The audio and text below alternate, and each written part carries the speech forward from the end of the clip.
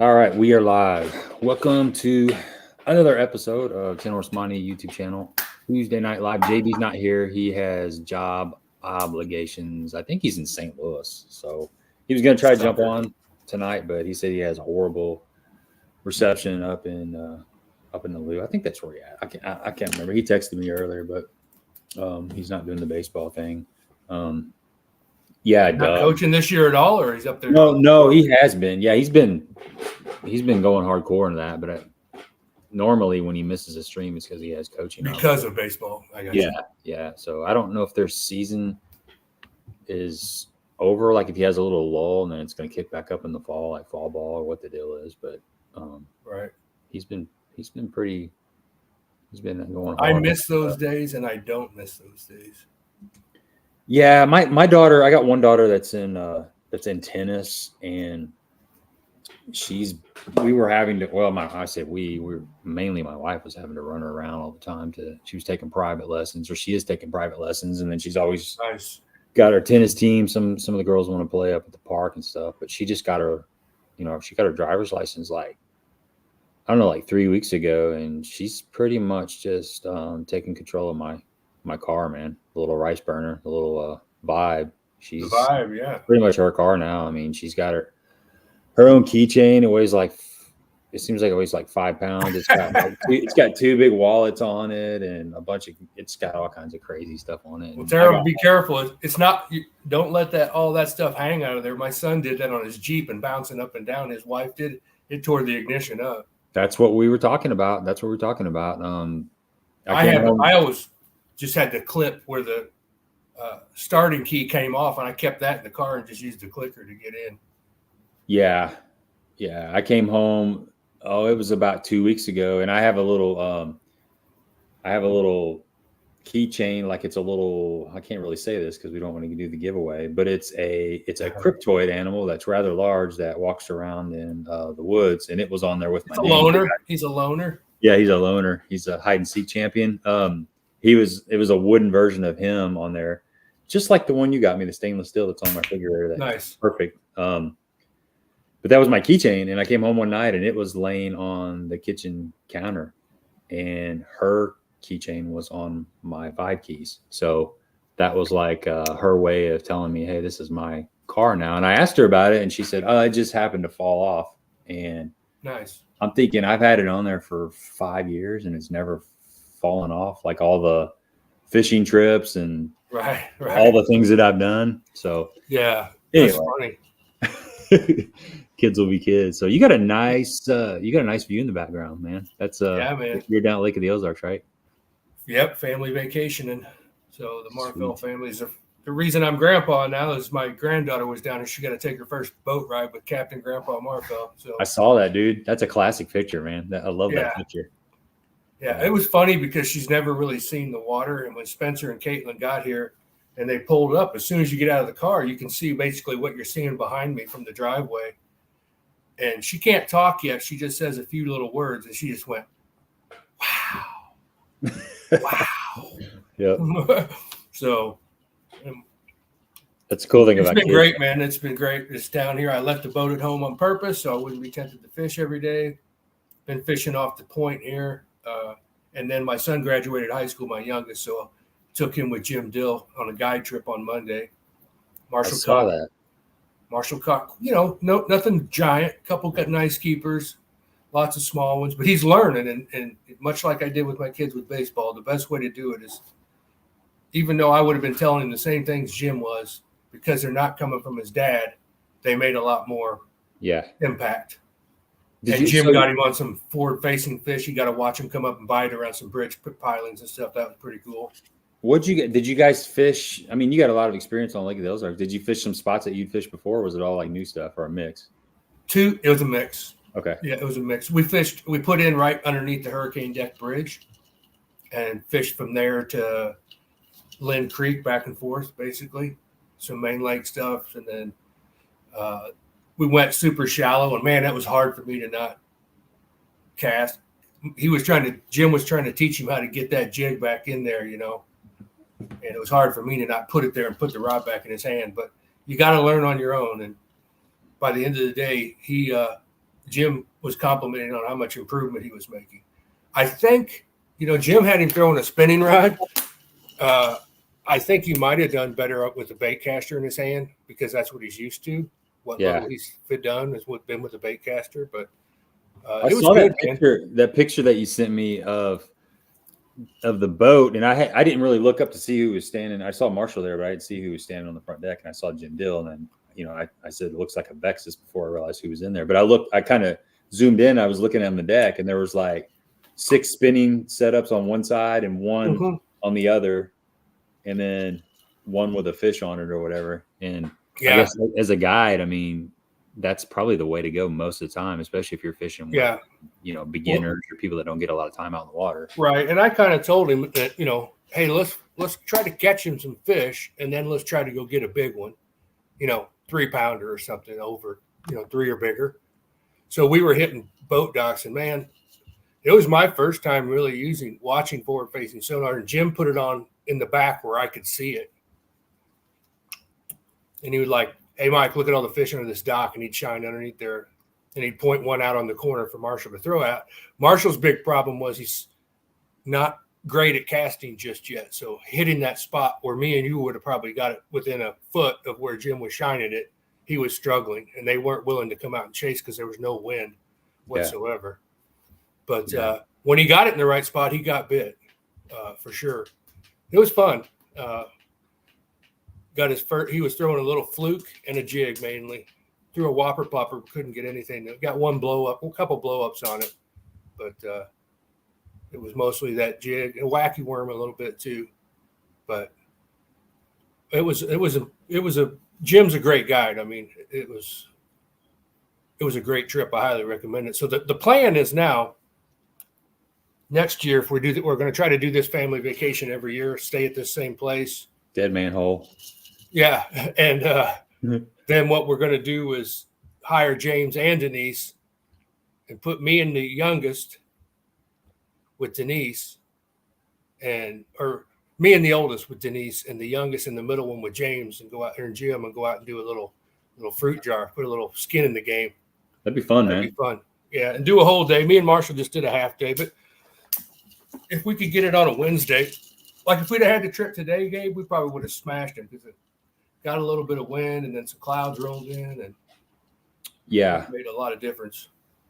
Yeah, we got that little front starting to push through. I can tell a while ago. I mean, today, yesterday. I mean, the last basically, I don't even remember how many days it is, but it's been ridiculously brutal, especially sitting in that little mail truck. It's like a little toaster oven. Oh, boy. Yeah, it's been hot.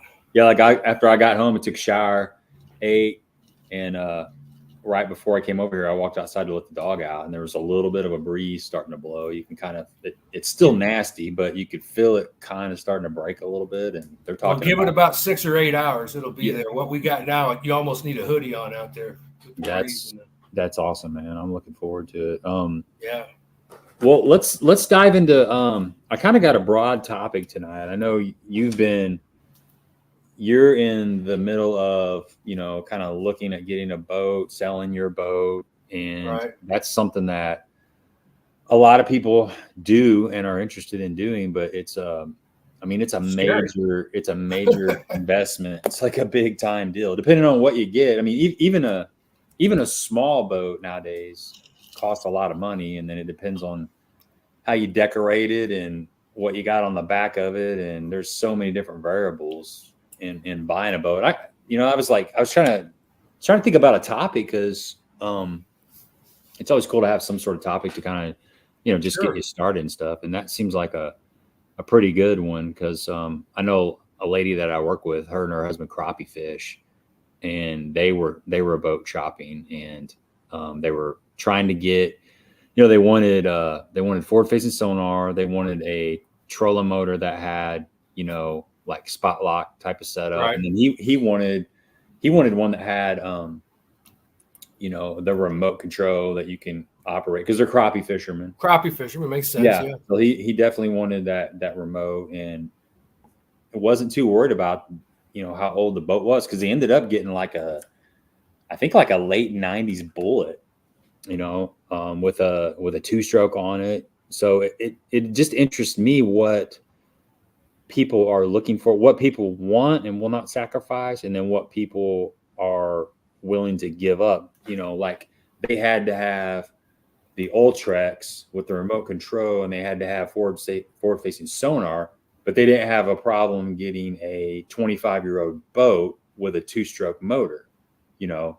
So some people, they want all the bells and whistles, and some people are just looking for, you know, just a few of the things that they want. And their old boat didn't even have, they had a graph. I mean, they had GPS and a map, but their 2D sonar wasn't working. So they didn't have any depth. They were just running around looking at, you know, the map. And I'm like, that's pretty ballsy, man. I mean, you know, there's some things that I would have to have on a boat. That's one of them. Not everybody has to have those kind of things on a boat. So I just kind of wanted to start diving into that. I felt naked in that pontoon rental because it didn't have a depth, even though I know this lake and I have a good idea looking at the bank how deep I'm probably setting it. But still, you know, you're just used to being able to look down there and see it. You know, it's yeah, and it depends. A lot of it's on the lake, like Lake of the Ozarks. You can run around for the most part and not worry about anything. But you know, Doug's on here, Auto Trieve, and he's a Wapapello River rat. You get in Wapapello, especially at Winter Pool, and you don't have the right electronics, and you're going to be up on a mud flat trying to, you know, make a phone call to get a buddy over there to pull you off that mud flat. So there's some lakes it's not too big of a deal really, as far as just navigational. But there are other lakes where you definitely need to have that. That's like one thing you got to have in your boat if you're not gonna, unless you just want to collect insurance all the time. It's all how you get spoiled too. Like I'm struggling now I'm so spoiled at having 2 graphs at the helm that I don't know when it's no big deal here or other lakes that I'm familiar with. But man, when I went, you know, to lakes I've never been on for the first time, it is so nice to have the one map zoomed out and the other map zoomed in with a sliver of graph, you know, to just make you feel more comfortable, you know, or you're zoomed in enough, it'll say you're getting close to flooded timber or, you know, and setting all your shading for your depth, all that kind of stuff. You get so spoiled that once you have all that stuff, it's really hard to go back the other direction, you know? Yep. I'm struggling with, man, do I really need to have 4 graphs again on my next boat, or can I get by with just 3? You know, I like Jim fishes with no map up front. He's just using his forward facing the whole time. He doesn't even use a map. Well, I like being able to look down at that map and see where the contours are and where my waypoints are and that sort of thing. So I think I'll always have 2 up front, but I think I'm going to lean towards just getting 1 at the helm. See you, Dave. Dave's out. Quick trip. So what would your setup be if you did go to 3? Are you talking like you know, a 12, or would you go with a 16 on the dash? I'd probably go as big as I could get on the dash, like 16 or 14. I don't know. I'm still waiting to find out, you know, with the Nitro State team. Nitro hasn't announced yet they have the prices, I think, but they haven't announced what the pro package is, you know, the one that comes with all the bells and a tournament setup, oxygenators in the live well and all that good stuff. They haven't announced what electronics they went with, so I'm not sure. Last year it was Lowrance, and when I got mine in 2019, it was Humminbird. So it kind of changes every couple of years, and I was keeping my fingers crossed that they would go to Garmin, but there hasn't been an announcement as far as I know. Last I checked. So yeah, I would probably go with whatever it is. If it's still Lowrance, I'll probably just stick with the 2 Lowrance that come with it, the 212s, which is what it was last year. I might upgrade the back one to a bigger one, and then just then put a Garmin for the forward facing up front, and have the 2 Lowrances linked, and then just a Garmin kind of working solo. So that's the plan. You gotta think about, when you start getting all those graphs, you got to think about batteries too. I know a lot of guys that have a Garmin up front for forward facing sonar. They went with, instead of getting like the a touch screen, with the non-touch because the touch it sucks a lot more juice.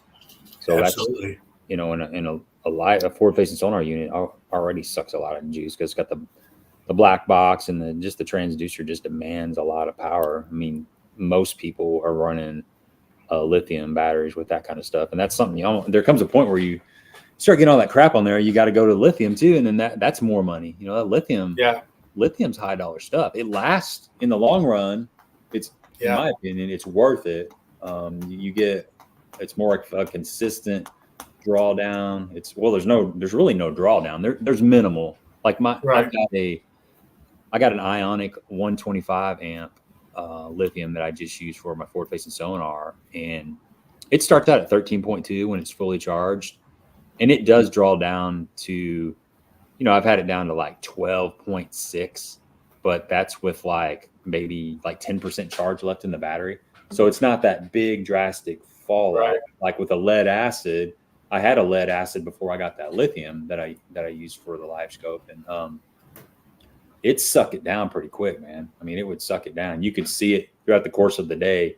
It would fall. But that lithium, I can go probably, I don't know, I can go like 4 or 5 trips without charging it. So I would say, I don't know, about 40 hours maybe, something like that, give or take. Probably a little bit more than 40 hours before it needs to be charged. So, I mean, that's pretty nice. Where the lead acid, I had to charge it every time, and then it got like, if I was out there for like 8 hours, it was pretty much shot there at the end of the day.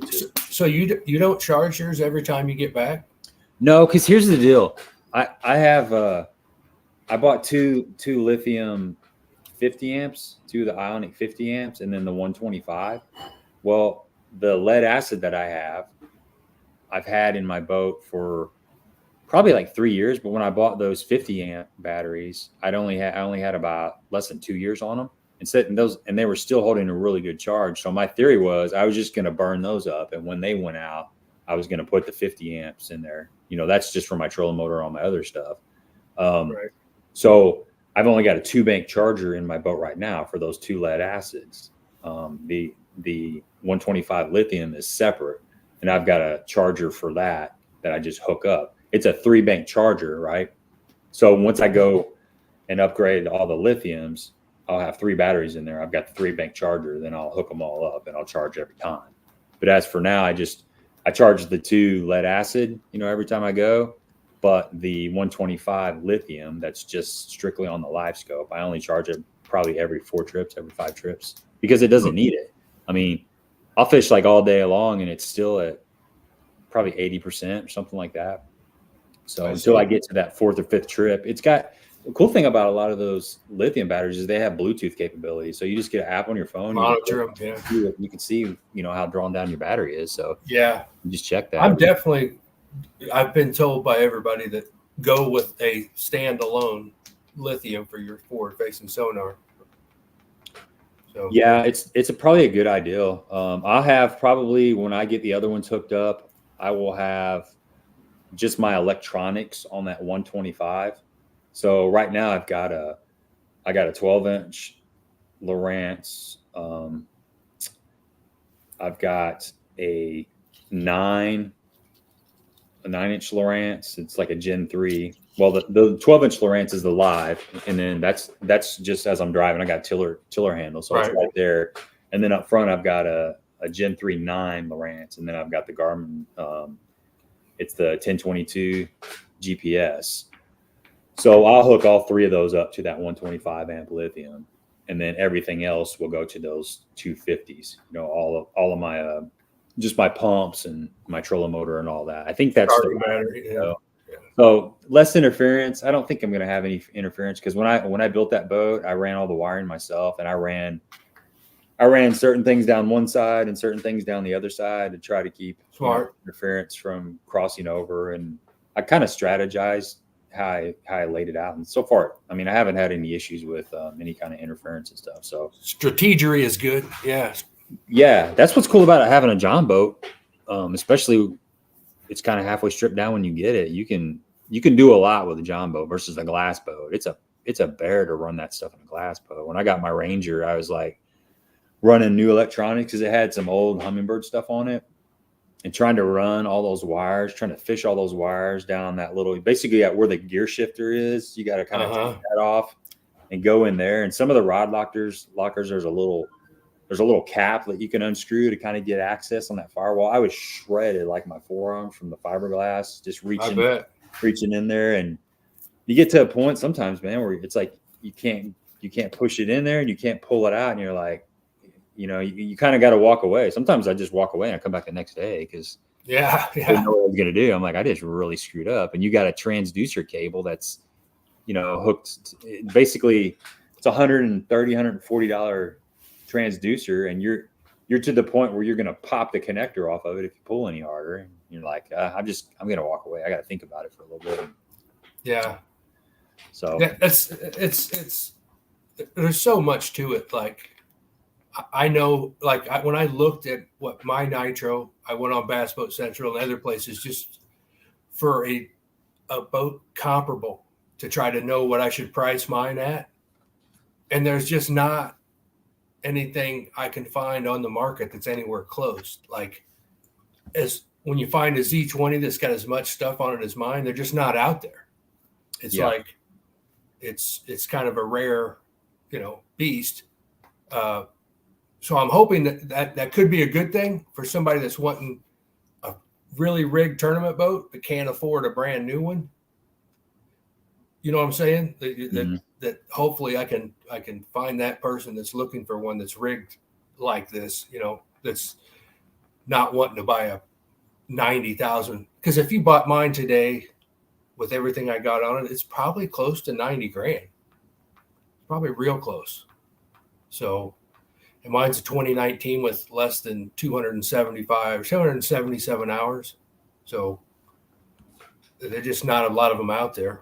But it's a clean boat. You got a really clean boat too. Oh yeah, I get compliments all the time when I drop it off at the boat dealer. People that are picking up and dropping off, and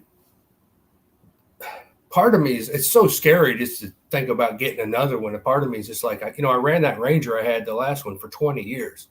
Just kept upgrading the trolling motor, upgrading the electronics, put a new outboard on it, put a jack plate on it. Every year I would just put $3,000 or $4,000 of stuff into it, you know, and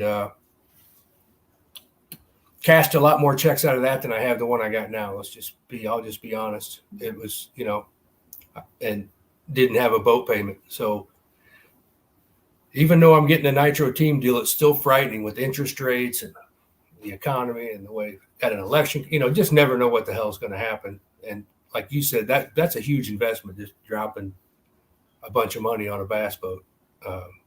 And that's that electronics, man. That stuff starts adding up in a hurry. You start putting 3 to 4 units on there. You know, it's a serious endeavor. Lithium batteries. I mean, I got 5 AGMs in mine right now. 2 that are hooked in series that run my electronics and live wells and my starting motor, and then 3 that are run my trolling motor. Like you said, I go all lithium. It's a lot of money, but B, how much fuel are you saving towing the boat? How much fuel are you saving running the boat when you take all that weight out of there? I mean, think about what 5 AGMs weigh. That's a shit ton. Mm-hmm. That's a whole full-size person sleeping in your engine compartment, basically. Well, they got to be, they're 31 series probably too, aren't they? Yeah, all of them. Yeah. Well, they're probably 90. What do you think? They're 90 pounds a piece? They're probably 85 pounds a piece, something like that. So, you know, just 9 times 5, 450 pounds, basically. Yeah, you got a big boy laying in your rod boat, you know. But that nitro likes it. That boat was designed to. They're super light. They were designed back then before lithiums to have all that weight back. Right. Then. That's something that people have a problem with. You know, it's been an issue. Is boat ride's funky, but I got a hydraulic, so you can compensate for that. I'll never. That's the other thing. Once I've had one of those now, I'll never go without a hydraulic jack plate either. It's just one of those things, you know. Yeah, John, you're right. The boat market is about to price guys out of the sport. So 100%. Let's kind of. I actually wrote a list out of just the different things to consider when you're purchasing a boat, whether it's brand new or used. And the first thing I got is like the length of the boats.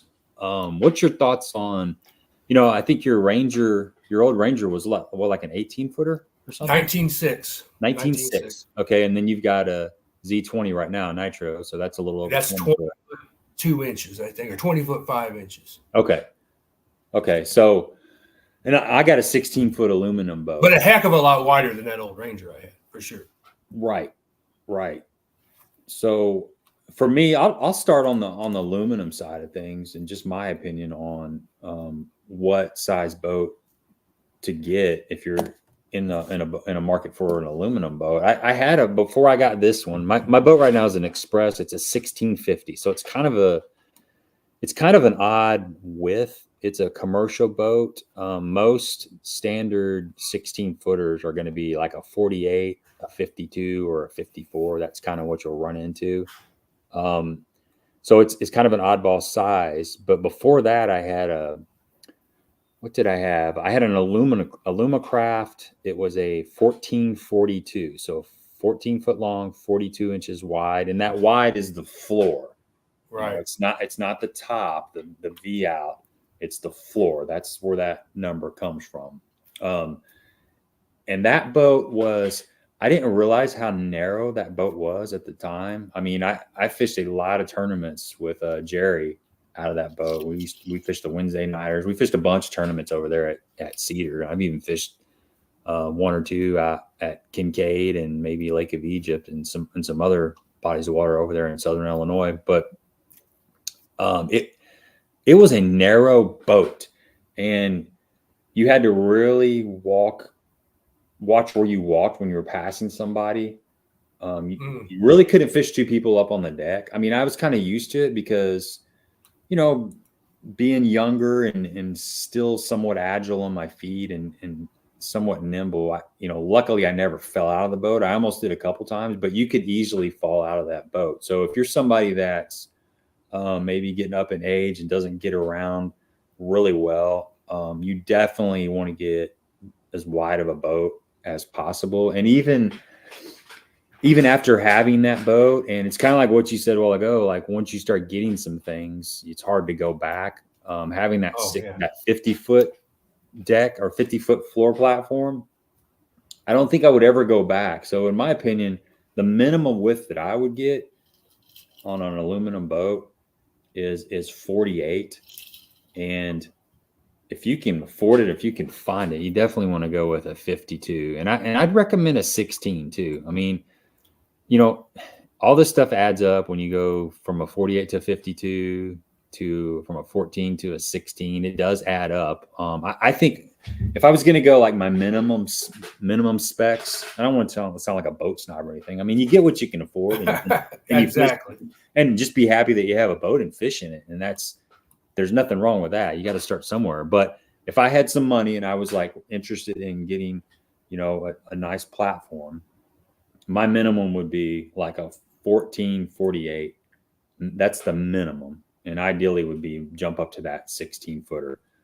Just for a lot of reasons. It's safer, it's more stable. You actually don't lose too much top end speed on that little bit bigger boat. Especially if you have kind of a flat bottom. It seems like it's got more surface area. It kind of gets up on pad just a little bit, but you got plenty of stability, man. When you hit a stump or something, you got enough deck space to take a step and still stay in the boat. If you've got like a 42-inch boat, that step might be over the gunnel and you're in the water. That step might be wet. Yeah. Yeah, exactly. It's easy to do. And, so that's kind of my perimeters on a John boat. But like I said, I mean, you get what you can get, what you can afford, because bottom line is, any boat is better than no boat at all. And, but if I had to do it all over again, and say I had unlimited money, I won the lottery, I wanted to get an aluminum boat, I would get a 1654.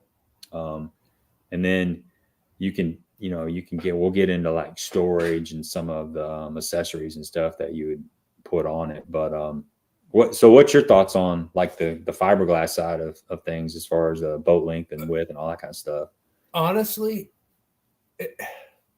if I'm going to a Z21 XL, if I stick with this Nitro State Team deal, because in nitro particularly, the latches, the hatches, the quality of the carpet on the 20s and 19s is not the same as their flagship, which in my opinion, a 20-footer should be. I can see making the 17s, 18s, and 19s not the same as the 20s and 21s. But if I had, like you said, won the lottery, I would buy either a Ranger, Phoenix.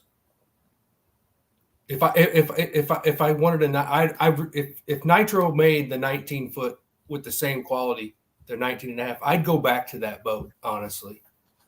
I don't think it handles the water that much worse down here at the Lake of the Ozarks. Once it gets that big, it really doesn't matter if your boat's not 38 feet long. It doesn't really make a whole lot of difference. And I like they're so wide now. They're about the same width in a 19-footer, 19 and a half as they are a 20 or 21. You got all the storage you need. It's easier to get around docks. You know, to me, the perfect boat is a 19 and a half with a 225, like Phoenix or even Vexus, Ranger. Nitro's was rated for a 200, but we'll see. Maybe I'll change my tune after having a 21-footer. Maybe I'll love it and never want to go back. But I'm gonna find out. But to me, the perfect size bass boat, especially if you're just getting started, is a 19 and a half foot boat. That's just, it's not too small, still handle, because you got to think if you're getting fiberglass, generally you're wanting to go to bigger water. So, right. And I'm a single console guy. I don't like having a second console. It's just, especially in a small boat. If my old Ranger was a single console, the one that I fished in for 20 years, I don't think I would have got rid of it. I think I would have kept it, honestly. But it was just, they were narrower back then, and you couldn't put anything over a 6'10" rod in, because the rod, in 1996 there wasn't 7.5 foot rods. Right. It just wasn't. But I just think they're so much more nimble, easy on fuel, easier to tow, all that kind of stuff. And they're still plenty fast. I mean, they like I said, once the water down here gets rowdy, it don't matter what size bass boat you have. If it's maybe the 22, maybe you would notice a difference. I don't know, but it's still you're still gonna get slowed down to 30 miles an hour no matter what you're in. I mean, when it gets rowdy. So for me, the fishability, the getting in shallower water, getting in tighter spots behind docks, I'd rather have the smaller boat. I really would. But I'm gonna go with the 21. And see how I like it, and then maybe I'll take a step back after that. Maybe I'll hate it, and maybe I'll love it. But it's a lot more money. You got to have a bigger motor to push it. The price really starts going up when you get to that 20s and 21s. But to me, the 19 and a half fiberglass is the perfect size. Like what Darius is saying, another thing, and you touched on it, but it's kind of like what body of water are you fishing? Like, what's your home lake? Or what area are you going to be fishing? Are you fishing big water? How are you going to fish? How are you going to fish? You're going to like to get shallow?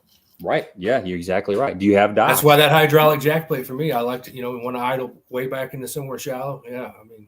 Yeah. Me personally, most of the fishing that I'm doing we're on smaller lakes. We don't have a lot of, it's definitely not Lake of the Ozarks. Now, I do have to be careful on some lakes. A lot of the lakes over there do have plenty of big boats. I've just got to be a little bit careful. Most of them have no wake areas. So I can, if it gets crazy, I can get in those no wake areas. And most of the time, there's enough smaller lakes that are 10 horsepower limit lakes that I can fish those on the weekend. If I want to go somewhere on the weekend, like it's Friday, Saturday, Sunday, when the pleasure boaters are going to be out on those bigger lakes. And then if I want to fish those bigger lakes, I can do that on my day off, Tuesday, Wednesday, Thursday or something while they're not out there. And they're still going to be out there in the summertime, but typically it's going to be a lot less. And, most of the time I haven't really gotten any situations, knock on wood, where I felt like threatened being in a 16-foot. Right. Now, I definitely wouldn't want to be out there where Darius is at on Kentucky Lake. That last tournament we were down there, there's an influx of big boats on Kentucky Lake. I don't remember it being. Oh, the wind can get you there just as easy as exactly. That's another. You're exactly right. That's another big factor. Lake of the Ozarks is absolutely bonkers. But even on Lake of the Ozarks, you got a lot of those coves that are no wake coves. So if you can get to those coves, or if you can launch in the back of one of those coves, like you know, Alhana or Red Oak or some of those places, you can fish. You can spend a good portion of the day and be around fish all day. So.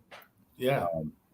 100%. I mean, I wouldn't want to be in a 16-foot boat on Carlisle. If the wind comes up there, you're in a world of hurt. Or Wren can get brutal too. Yeah. I had to call my first wife to come get me one time because I couldn't get from the dam back from Peppenhorse, which is down by the dam, back to Hazlitt where I put in. I made 3 attempts at it. Every time speared a big wave, took a bunch of water in, had to bilge it out, go back into a cove, try it again. And after the 3rd time, I finally called my ex and told her to, hey, go get the truck and trailer and come get me down here. I can't. And it was, it's only 4 or 5 miles, but I couldn't make it, so, and that's in a 19.5-foot Ranger. So. Yeah. I remember being on the Ohio River. I've only stuffed my boat a couple times. I had a 518 Ranger. I guess it was my first decent class boat. And I only stuffed it a couple times. And one was on the Ohio River out of Galconda, Smithland Pool. And I was fishing behind this island. And it was windy. But when you're kind of out of it and you're kind of focused on what you're doing, you may not pay too much attention to what's going on out there. And it was slowly building over the last couple of hours. And when it was time for me to leave, I came out from that little backwater and around the island, and I got to the main river, and I was like, Jesus Christ, how am I going to get back there? I mean, it just looked like it was chaos. It looked like a hurricane was blowing up there. I don't know how big the waves were. They weren't like Great Lake waves, but they were 4-footers or maybe bigger. And wow, probably bigger, but it was they were very angry. It would just look like, it's like walking in the ring with Mike Tyson. I looked at him like, I don't want nothing to do with that. I don't, I don't want none of this, but I had to get there. And I just remember it was super intense. And I 45'd it and just zigzagged all the way up, back and forth. I mean, I stuffed it a couple times, but I made it. It just took a lot longer to get there, but there's a kind of a little sweet spot where you get your front of your boat up. Just you're not so high that you're really doing this, but up enough to where you're not eating every wave. Right. And your prop. There's a lot of driving involved in that, man. Yeah, no doubt. And then Wren Lake, stressful.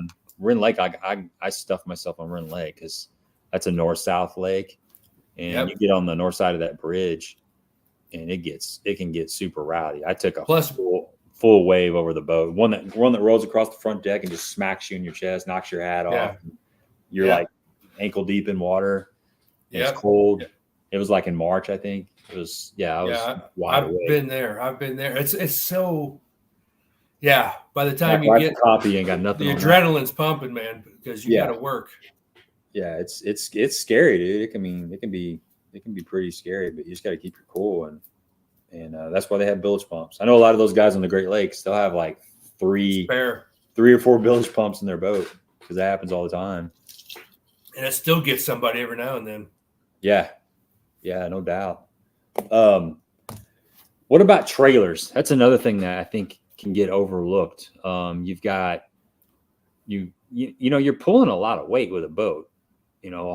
Especially like a 21-foot glass boat, and they all come standard with brakes nowadays. But I remember there's a lot of boats that are still pretty heavy that will have just a single axle trailer versus a tandem axle. Brakes, no brakes. If you can afford it, always go with the tandem axle.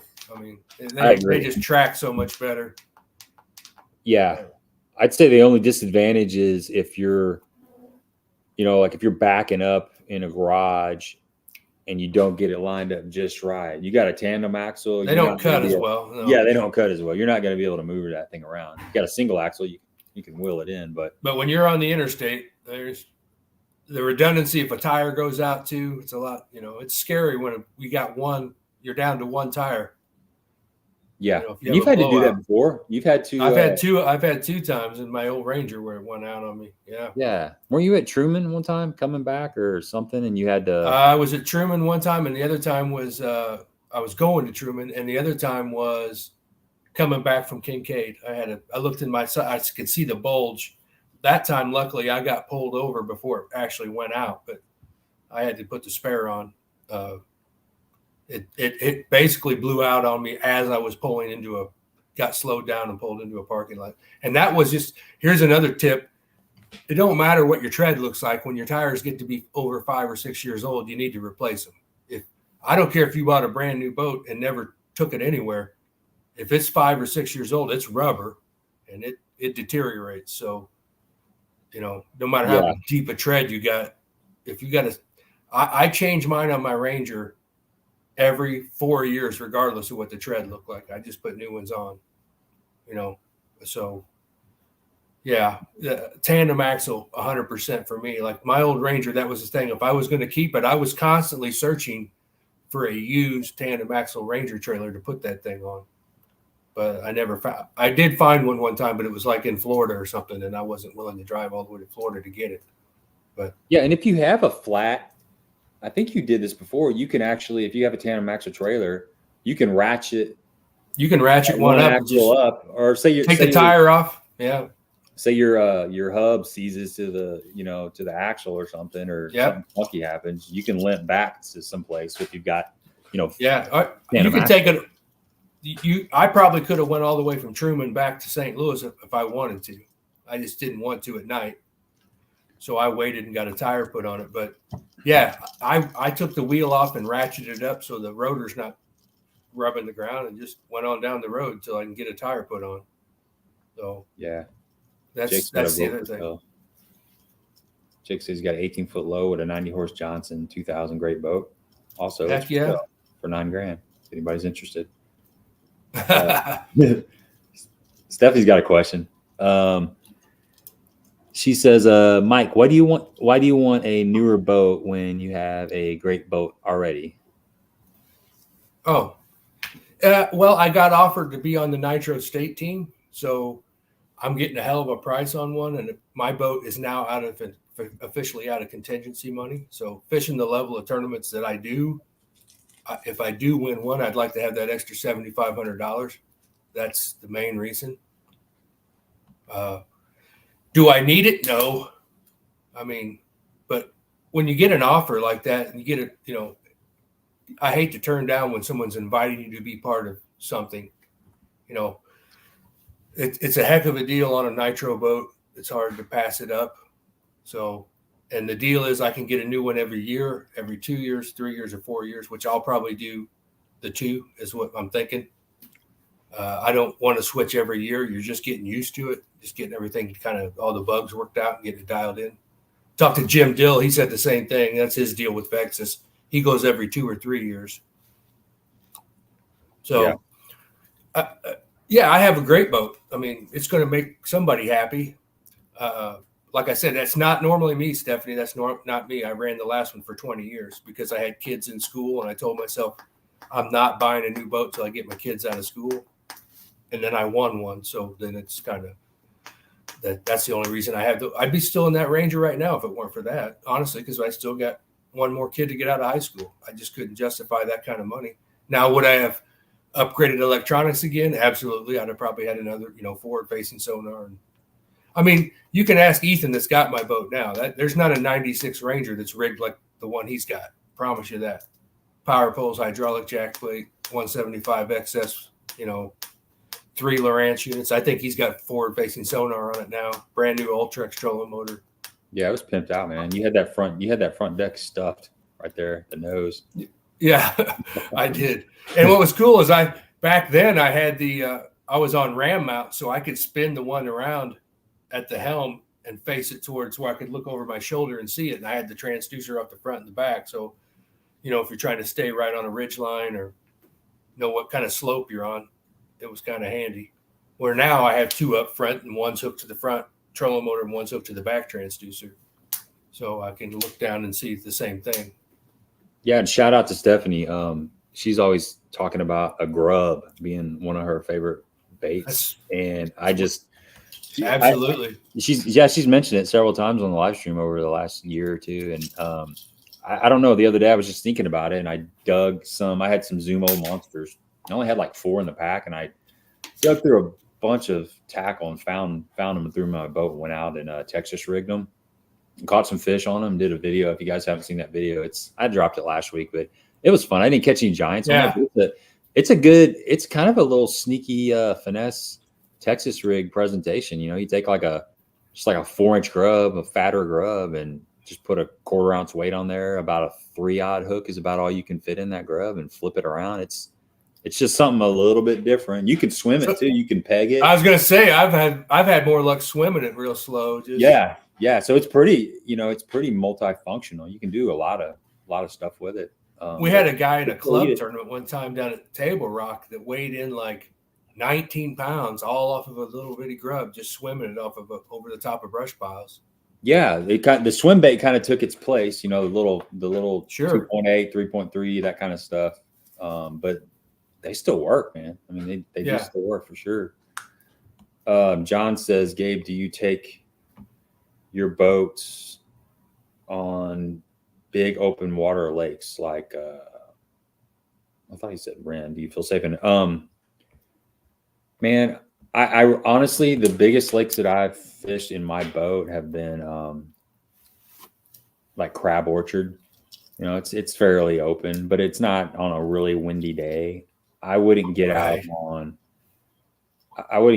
like Kentucky Lake, like out on the main stretch, the main river. You know, it's not a Tennessee River boat. I don't even think I'd get out on the Mississippi River. And I wouldn't get out Lake of the Ozarks when there's a lot of boat traffic or a lot of wind. Now, you know, any other time, yeah. I mean, I wouldn't have a problem like going down to Lake of the Ozarks in the winter or Table Rock in the winter and going fishing. No, I mean, it'd take me like 5 hours to get anywhere in it because I'm only running like 20 miles an hour, but I wouldn't feel unsafe in it as long as the wind wasn't blowing. Right. You know, it's a pretty stable platform. It's decent. It's just point A to point B. It takes a while, but yeah, if it's all you got, and you know, that's another thing. There's most of these bigger lakes have multiple boat ramps. So pick it up and move it. Yeah, if you can look at the forecast of the wind, and if the wind's going to be pounding out of the north, we'll go put in on the north side of the lake, and you'll be kind of out of it, or vice versa. And then if you got a lot of boat traffic, you can put in the back of a big bay, or you know, like Kentucky Lake, Jonathan Creek. You could put in. There's a boat ramp in the back of Jonathan Creek, Ken Lake. You can fish. Jonathan Creek is a huge creek. You could fish. You could get on the other side of the bridge, and right. You know, there's not going to be that much boat traffic. You'd be fine, but I wouldn't just get out there in the middle of the lake. Yeah. Well, as windy as this lake is at Lake of the Ozarks, like where I'm sitting right now, I'm close to, you know, I could be at Shawnee Bend Boat Ramp, which is at the 12-mile mark, I think. So, and I could be there in like 3 minutes from this house, or in 8 minutes, I could be at the boat launch underneath the Hurricane Deck Bridge and be at the 38. So why would you run your boat to the 12 from the 38 when you could put it back on the trailer and take trailer at 6 miles, put it back in and be at the 12-mile mark? Right. You know, right. I mean, especially if you're not by yourself, if you got a partner, it's easy enough to throw it back on the trailer and move it that way during practice. I mean, that $3.10 a gallon gas in a vehicle that gets 15 miles of the gallon is a lot cheaper than on the water, you know, $4.50 a gallon, and something that gets you like 3 miles to the gallon. Yeah. And then you could leave here and go up and put in the gravel, you know, and so, yeah, you could putting it on the trailer is always an option, even especially with a small boat. I mean, heck, why not? Because it's like you said, I could run 70 miles an hour to get from place to place, burn a lot of gas, but technically I could probably get from there to here as fast as pulling it out, trailing it, putting it back in. But I'm going to be using a hell of a lot more fuel, putting a lot more hours at high RPMs on my boat, then I could just put it on the trailer and ease it on over here and drop it back in. Yeah. Yeah. John says, as a co-angler, I've ridden in a lot of different boats, and they all have different comforts and rides. I would agree with that. And one of the biggest things that's maybe overlooked is the guy that's driving, or the girl that's driving the boat. The boat driver 100% plays a big role in how that boat is. And I'm only saying that because I've been in a bunch of Phoenix like 921s, and I've been in a bunch of Nitro Z20s, Z21s. I've been in the Camises and the Phoenix, and man, the same model boat. And I realize it could be the jack plate height and some other variables, but a lot of them have ridden different. And I think it's the person that's driving the boat. That's a huge deal. So, and where you got your load, that's true. You're right. You're exactly right. Of course, the prop's big. That's another thing to consider is we talked about, the size of the boat, the length and the width of the boat. A prop is a big thing to consider depending on what size body of water you're fishing.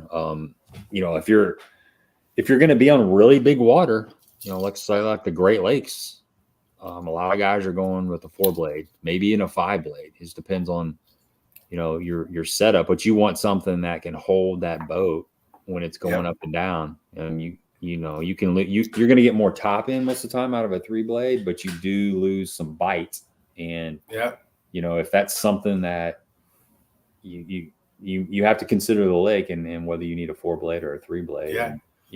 And, that changes everything too. I used to bounce between a 3 and 4-blade on my old Ranger, and the 3-blade was great, high top end, but to turn it, you almost had to slide it. Yeah. To turn it. With that 4-blade, it would bite, and I could just turn. Like you didn't have to slide it. You didn't have to have the back end getting loose on you with that 4-blade. Plus, in rough water, the 4-blade was so much better, and you had that mid-range punch. Like it didn't have the high end, but that going from 30 to 60 was right now. Like you could accelerate in that range. Yeah. Tom says, "Hi, Gabe and Mike. Just got home, and I'm digging this cool down." Man, look behind me, Gabe. I want to point this out. I just noticed. See that reflection in the window? Yeah, it looks like a painting or something. The house that I'm staying in, the lady that lived here before was an artist, and this Airbnb is full of all of her original art, a lot of her original artwork. And she passed, so then the husband couldn't stay here anymore. The memories, so he left, and they're Airbnb-ing it now. And it's so cool because the neighbor who is running the Airbnb, like they come down here and manage it, do the cleaning. And if you have any issues, they live right up the hill. Their dog loved that woman. So every morning we get their dog pawing on the door. She still comes around looking for that woman. So we go out and pet her and talk to her. But that dog shows up like 2 or 3 times a day when you stay here. It's every day she showed up. And she's walking around looking for Mary, the lady that used to work here, the lady that painted that oil painting you can see over. It's a reflection in the window. It's actually on that wall over there. But wow, it's a really cool place. How long ago did she pass away? I think less than a year ago. And the dog's still. That's interesting. Dog's still coming. Yeah, still coming around. I'm gonna go flip this light on, see if it helps now. Yeah, Stephanie. Oh, there we go. I had that little blowout going to Kincaid this year. That was weird, man. Oh, I remember that video. Yeah, I was on 57 North, and I was only about 3 miles from 148 to getting off the exit there, which is, less than 10 minutes from the lake. And I was going up. It actually started. I was going up what they call 3 Mile Hill. It's that really long. You're going north. It's that really long upgrade, and I don't know exactly what happened, but I can't contribute it to anything I saw on the road or going off into the shoulder and picking up something that was sitting off the side of the road. I never did any of that, but I felt a little slight hesitation, like my transmission just kind of did something weird, and I'm like, that's weird.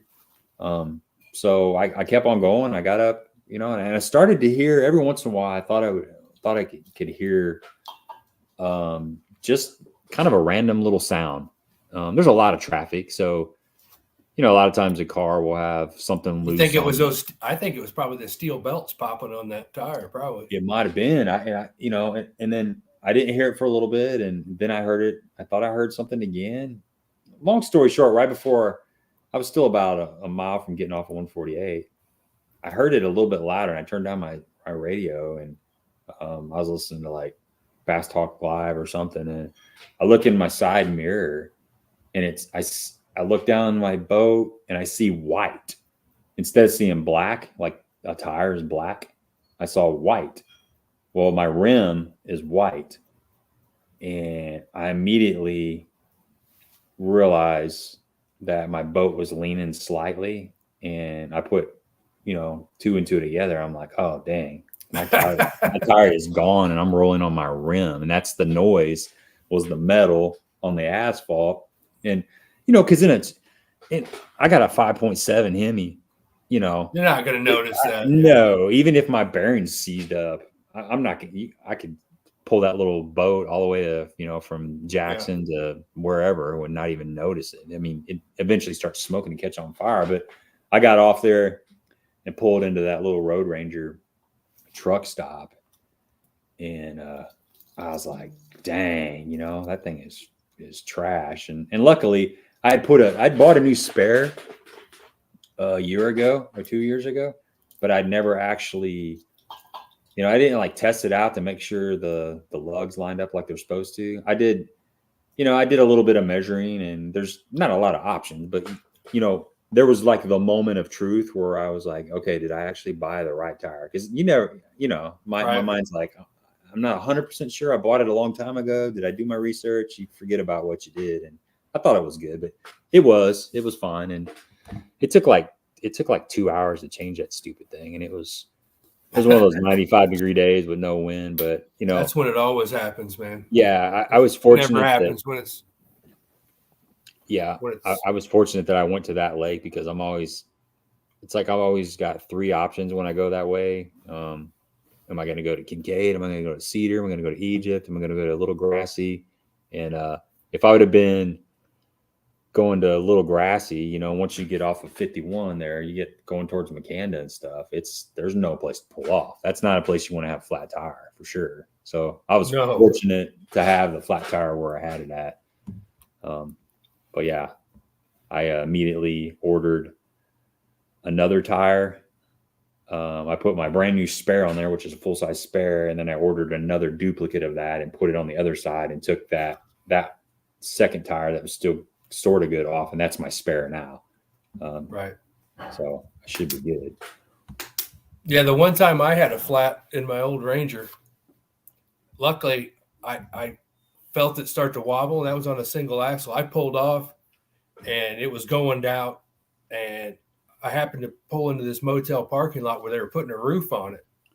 And I start digging all my stuff out. Again, like you said, it was like 90 degrees out. And a guy a construction worker from the roof yelled, "That blue F-150's mine. There's a floor jack in the back." He had like a nice floor jack and a block of wood. And if you get in the back seat, and he unlocked it for me, there's an impact in there, a battery-powered impact. So I didn't have to dig any of my stuff out. I just grabbed his floor jack, his impact wrench, and was able to put my spare on lickety split and get down the road. I didn't even have to take it off the truck. I just jacked it up on one side and flopped the tear out. So that's good old Missouri boy for you there. It seen that I was having trouble and just yelled down, "You can use my stuff, throw it back." So I did that. I ran up to the convenience store and grabbed I yelled, "What kind of beer do you drink?" He yelled back, "Busch Light." I went up to the convenience store and bought a 12-pack of Busch Light and threw it in the back of his truck.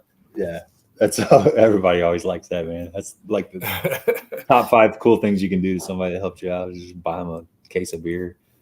Yeah, we did that to a guy that we'll get back on topic here real shortly, but me and my wife were gonna paint our old house. It was a brick house, and we got to painting, and we're like, man, I don't know if we can do this. It's because painting bricks a pain in the butt, and we had it sucks that paint in like a sponge. Oh yeah, you got to have a really deep brush with a bunch, real thick nap on it to get down in there. And we called somebody to come over, and they gave us an estimate like $4,000 And that was if we bought the materials. And I'm like, geez. That's because they know how hard it is to paint brick. Yeah. I'm like, we can't afford that. There's no way. And so we borrowed a catwalk from my stepdad, had it all set up. It was like 10 inches wide, and it was only like 6 feet up in the air.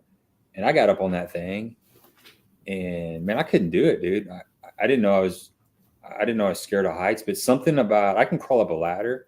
It's not too big a deal, but it was something about being on that thing and having to reach forward and roll and kind of put pressure on it to get it in there and looking down.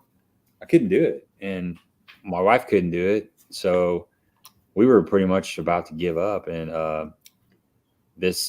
we found out about this other dude, and he was a lot more reasonable, and he came over, and he was going to do it for like $2,600. And he's like, to be honest, there's no reason you can't do this. He's like, just get a really long extension for your roller. Mm-hmm. And then get a couple, step stools, like ladders to lean against the wall, and you can do it. And anyway, we ended up doing it. I mean, it took a long time. It was very labor intensive, but we bought him we asked him what he wanted at one time. He's like, just buy me some beer. So we bought him like 2 30 packs of Busch Light, and he was just happy as a loon, man. He was happy as a loon. Yeah. But yeah, sometimes you just need somebody to like say, you can do this, man. You can do it. I did some crazy stuff painting as a young man. We had a little painting company we worked for right out of high school. We rappelled out of a church steeple and painted our way down. Wow. Like we were just like rope. We just had a rappelling harness. We were a good 80, 90 feet in the air when we started coming out the window, and painted our way down, got the steeple all painted. Then we go up and rig through the next window, paint down, rig up, all 4 sides of that steeple. It was pretty. I don't know that the 54-year-old grandpa Marfell's down with that, but the 23-year-old was definitely down with it. Yeah, that's pretty freaking hardcore. Got my mailman. We're the first ones down for lunch too, because we could just go zzz, down to the bottom, just kick off. Yeah, we used to do a lot of rappelling back in the day when on the bluffs and all. So I hope we get that back pay. Jake's a letter carrier. We're working on our union contract right now. They've been bickering and trying to get. Hey, well, there'll be a Z20 1990 or 2019 Z20 up for sale real soon, and it's clean too. Yeah, beautiful black boat. And blue, because they don't make them in green pumpkin purple. Beautiful boat. Hey, we're going to be giving away here shortly. We're going to be giving away some baits from H2 Bait Designs. Nice. Jason Husky sent me these for big worm, zip worm. Yeah, we'll talk about him here in just a second. He's got some really unique designs. It's stuff that you don't see out there. So we'll break that out here in just a little bit. Not enough people throw that old plastic, just straight Texas rig plastic worm anymore. No, they don't. That's kind of like that grub thing, That's like an old gator tail, regular old black and blue worm. That used to be the thing. The man's jelly worm, for Christ's sakes. I mean, it just seems like it's so weird how stuff cycles in the tackle industry. I think me and you talked about it in private one time, Gabe. We should go back. We both got tackle from the 80s. We should go back and just only put the 80s tackle in our boat and go fish a tournament and see how we do. That'd be fun, man. Like a retro tournament. Yeah, just a bunch of Jean LaRue salt craws and Guido bugs, and I broke out a spitting image the other day. Do you remember the spitting image? Like Dance's spitting image. Yeah, I broke that out the other day. I still got some Dance's eels, baby. Remember those? The little square bill with the long rubber tail on it. Oh yeah, I got a couple. Dude, I want to dig one of those up. I want to borrow it from you sometime. That'd be a good video. See if I can take a Dance's eel out and catch fish on it. Yeah, I'll look for them. I know I've got so much old tackle, man. It's crazy. Yeah, I had the helicopter lure there for a while. I think I actually caught about a 5-pounder out of a farm pond on a helicopter lure, but that was junk. I mean, you could probably put a treble hook on a small beer can and caught that same 5-pounder. Yeah, because that's exactly what I was throwing. It seemed like it had about the action of a beer can. Wasn't Roland involved with that? Yeah, man. Yeah, Scott's like that too, man. I've seen Scott trying to sell men's body wash, and he's sold a little travel pocket. combination fishing rod thing. When I was a kid in the 80s, me and my friends, we'd catch a big fish and we'd look at each other and go, heavy tackle is nice, because that's what Roland would. He had those old broomstick flipping sticks, and he'd always say, oh, this heavy tackle is nice. This heavy tackle is nice. So every time we catch a big fish, it'd be like, ooh, this heavy tackle is nice. What's up, Daniel? Daniel's bought some rats. You ever throw a rat? You know what I'm talking about? Like the tackle rat with the I seen a couple new fancy looking ones at the iCast. You know, I think it was on Bass Blaster or one of those. Yeah. Or Jay Kumar's thing. Mm-hmm. Yeah. He always reports at iCast. And there's some new ones that look pretty damn realistic. That's for sure. They got the jointed tail that waves. I'm going to get Buka Brands has got a couple rats like that I'm gonna get and play around with. Man, I've had some pretty good bites fly fishing with like a mouse before, like right at dark or just a little bit after dark, because those little field mice, you know, they'll swim across the river at night. Oh yeah. And you get a brown trout, it's in a pool, and he sees something swimming across there, he's gonna come up there and blast it. So I've caught some fish on a mouse, but I've caught them on I can't remember what brand it was, but they made like a little mouse. It's basically like a hollow belly frog that was shaped like a mouse. I got on a little kick with that thing it was a long time ago, but I caught plenty of fish on it. Remember Aaron Martin with the red winged blackbird thing in the Delta?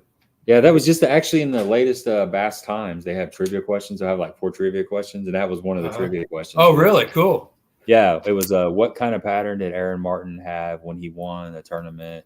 I think it was on Lake Havasu. I can't remember. Was it Havasu or the Delta? I couldn't remember which. Yeah, it was one or the other. But yeah, there were like baby blackbirds falling in the water, and just apparently bass were feeding on them. And yeah, that's the craziest pattern. Yeah, Little Grassy. It's fun, man. Go check it out. It's a cool lake. It's different. It's down low right now. I was talking to Uncle Ron, a while back about Little Grassy. They've lowered it 3 feet because there's a leak in the dam, and they're going to end up lowering it another 10 feet, which is going to close. Basically, the whole lake's going to be closed down after November. So if you want to fish it, get over there. You won't have any access to the lake. And then if they can't get the leak repaired, then they're going to have to drain the whole lake, because the drain, I'm going off of memory what Ron told me, but he actually talked to the Department of Conservation or somebody in the know, somebody legitimate that told him what was going on. But they said if they can't get it fixed once they draw it down to 10 foot, they're going to have to drain it completely, because the actual drain is in like 87 feet of water, the part where that it might be, leaking from. So they'll have to drain the whole lake, repair it, and then fill it back up and restock it. So it could be out of commission for several years. So if you're I was going to say they can't let you start fishing for a while. Yeah, they said it would be more expensive to fill it in than to repair the leak and fill it back up. I mean, is it an earth dam or is it a concrete dam? Yeah, I'm pretty sure it's an earthen dam. You drive across it. It's got a lot of riprap in it. I don't know where the leak is. I don't know if the leak's actually coming from the dam, or I think it is coming from the dam. I wish Ron would come on here sometime and he could kind of fill us in on it, because he knows the details of it. But it's unfortunate because that's a pretty big recreational area right now. There's a lot of Boy Scout camps and church camps and Girl Scout camps that are over there, and it's a part of the community. A lot of people utilize that, and they got a campground. They've got a marina and a campground and stuff. There's people that go over there and camp, and it's got some nice fish in it too to be drained. Yeah, it's a cool lake, man. It's got standing timber in it. It's small. It's a 10 horsepower limit lake, and it's like less than 1,000 acres, but it's got 2 creek arms. It's one of the only lakes around here that's got actual standing timber in some of the creeks, and Little Grassy. I mean, Devil's Kitchen's just about a mile away as the crow flies from it, and it's similar to Devil's Kitchen, but even if they take it down to 10 feet, Gabe, it would be nice to throw up a drone and fly it around it when it's 10 feet low and take a look at the shoreline. Oh yeah. The cool thing right now is it being 3 foot low. Most of the standing timber is about 2 feet out of the water. So you can run the lake pretty good. You can see that stuff. All that stuff that was just barely under the water and would, you know, put a hole in your lower unit. You can see that stuff now. It's funny because I'm on this splitter point, and you know, any good splitter point at Lake of the Ozarks, people have planted brush on it. Right. And I've got it after being here since Thursday. I've got it figured out, like where to stand and what to line up with the cast. I've pinpointed like 4 or 5 brush piles I can make a cast to and hit these brush piles down here just by finding them with my jig, dragging it through there. So I've got like 5 or 6 different spots, 2 on the dock, 2 or 3 on the dock, and 2 or 3 on the shore where I can stand, okay, line up with that house over there and make that cast. And I can come through a brush pile in like 20, 1 in 10. And then there's another one up shallow in like 5 foot, you know. There's so many brush piles right out in front of right behind me here on the splitter point. It's, you know, it's Lake of the Ozarks. So in the splitter, hell, it's probably Markinsonville that put them out there more than likely. Probably. Trying to get them on sometime. I reached out to Marcus and said, hey, I'm trying to do some team streams. I told Jim about that. He said him and Denise would love to come on and do it with you. Yeah. They were supposed to come on at one time, but she got a little bit too tipsy there at the Mexican restaurant. She didn't make the stream, but Jim was on there. Jim kind of. Well, if you're going to do that team series like you're talking about, that would be they'd be a good. They've been doing it together as a team. Oh yeah, for a while. Yeah. So hopefully, God, he's such a cool dude. Like it was nice. I got a text back from him after Marshall. He was like, I just wanted you to let you know that you're raising a fine young man. I enjoyed the day with him, and keep after him. Because I told him when I called him, I was like, hey, I need you to help me. He's suddenly shown an interest in fishing, and I need you to help me light a spark into that, you know. So Jim was really up there explaining exactly what he was doing, what he was targeting, how these fish are reacting, you know. For example, throw that jig to the bank and then give it a good jerk in and then just let it drop and set in that first little 3 or 4 foot. Because if there's a fish up there shallow, he's going to see something come off.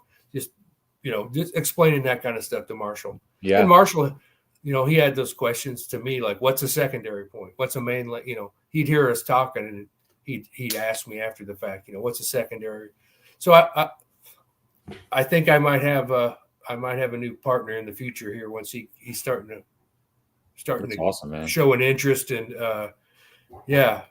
And I said, well, this way I can go buy some new gear. And my son's so practical. He's like, Dad, there's no reason that you would possibly need any more tackle. I was like, he's well, right. I was thinking I would give you some of my rods and reels and I'd go get me some new ones. You know, it's like. Yep. Jake's got a question or a comment. It's kind of getting us back on track. What about buy rate APR for a boat? I got chastised by Selman for asking for the buy rate. Was told it was not right for them to take a pay cut so I could get a better deal. Buy right APR. So he's talking about the annual percentage rate on boats. Yeah, and then maybe something to do with list price and coming off of that list price. I'll tell you something, Jake, that I've done the last couple of vehicles that I bought, and I don't know if you have one of these in your area, is if you've got like a credit union in your area, that's the way to go, man. I bought we bought a 2020 Highlander, man, like 2 years ago, something like that.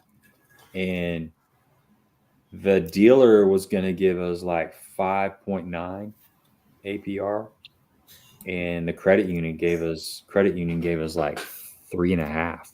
So there was that big of a difference, just by going to a credit union. So and they do boat loans too. I'm pretty sure a lot of them do. So. Yeah, I usually go into buying a car or a boat already pre-approved with my credit union before. Yeah. Now I did that the same when I won that boat. I upgraded to it from a Z19 is actually what I won. Z19 Pro. I upgraded to a Z20 Pro. So I did have to finance it a little bit. So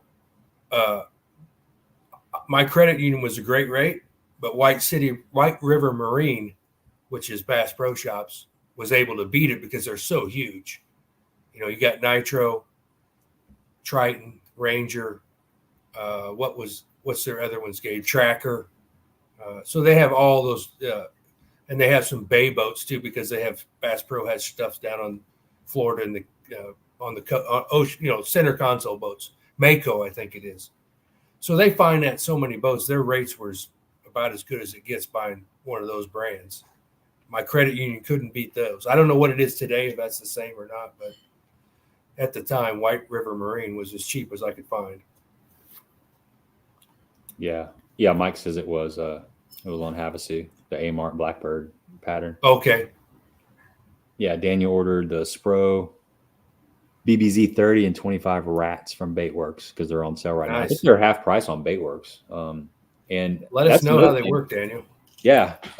If you guys have not checked out Baitworks, like I don't know what they call it. They have like a bargain bin. Man, that's something that they have a lot of good stuff in there. I would pull it up right now, but we got some other stuff to cover. But yeah, do yourself a favor and check out the bargain bin at Baitworks. They got a lot of. Man, they've grown so quickly. That Baitworks is awesome. Yeah, it's a great place to, if you're ever going through. I mean, everybody goes to Bass Pro Shops when they're in Springfield, but if you got a little extra time, go check out Baitworks because they have a pretty good selection for sure. And remember, I had a tournament down here, Gabe, where I ordered some Mega Bass in the Matt series from them, and they had them shipped to Greg's house, but then they sent them back because Greg I don't know exactly what happened. Damn mailman screwed it up probably. Yeah, blame it on the mailman. Probably right. I called them and they said, "You're right. I see where it's being shipped back." Well, I was like, "Well, I got a tournament. I want them there." So before they even got those back, they shipped another one to Greg's neighbor's house. And when I got down there on Thursday, he had received them already on Wednesday. So they took care of me. A phone call took care of me. If you're a tournament fisherman, and even if you're not, they'll work with you. That's what I'm saying. It's like, yeah, it's super fast. They told me if you order before, I think it's 1 p.m., they ship it the day of. So, they don't mess around. They get it in the mail pretty quick, and you can see on the ticker there, THM10, and get you 10% off if you want to go check it out. I've been really happy with them.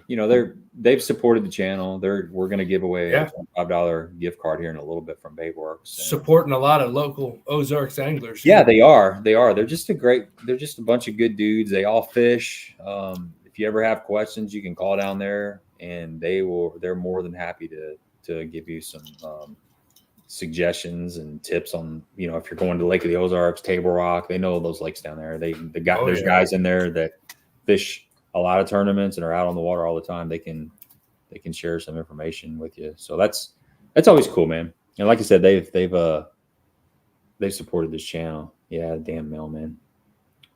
You're right, man. It's probably just following protocol, I'm sure. Yeah. Yeah, exactly. Well, we'll talk a little bit more about boats, but I want to show some of these baits. We're going to do 2 giveaways. Definitely. We're going to give away, I got like 5 packs of these baits from Jason. He sent them my way. And you can go to h2baits.com and h2baitdesign.com and check out a lot of the products. Like I said, he's got a bunch of cool stuff. This is, let's see, let's start with the punch hog. So this is pretty cool, man. Where are they out of, Gabe? He's like in I think he's in like the Farmington area. So yeah, this is all made in Missouri, guys. It's these are Southeast Missouri baits. Nice. He's a machinist by trade, I believe.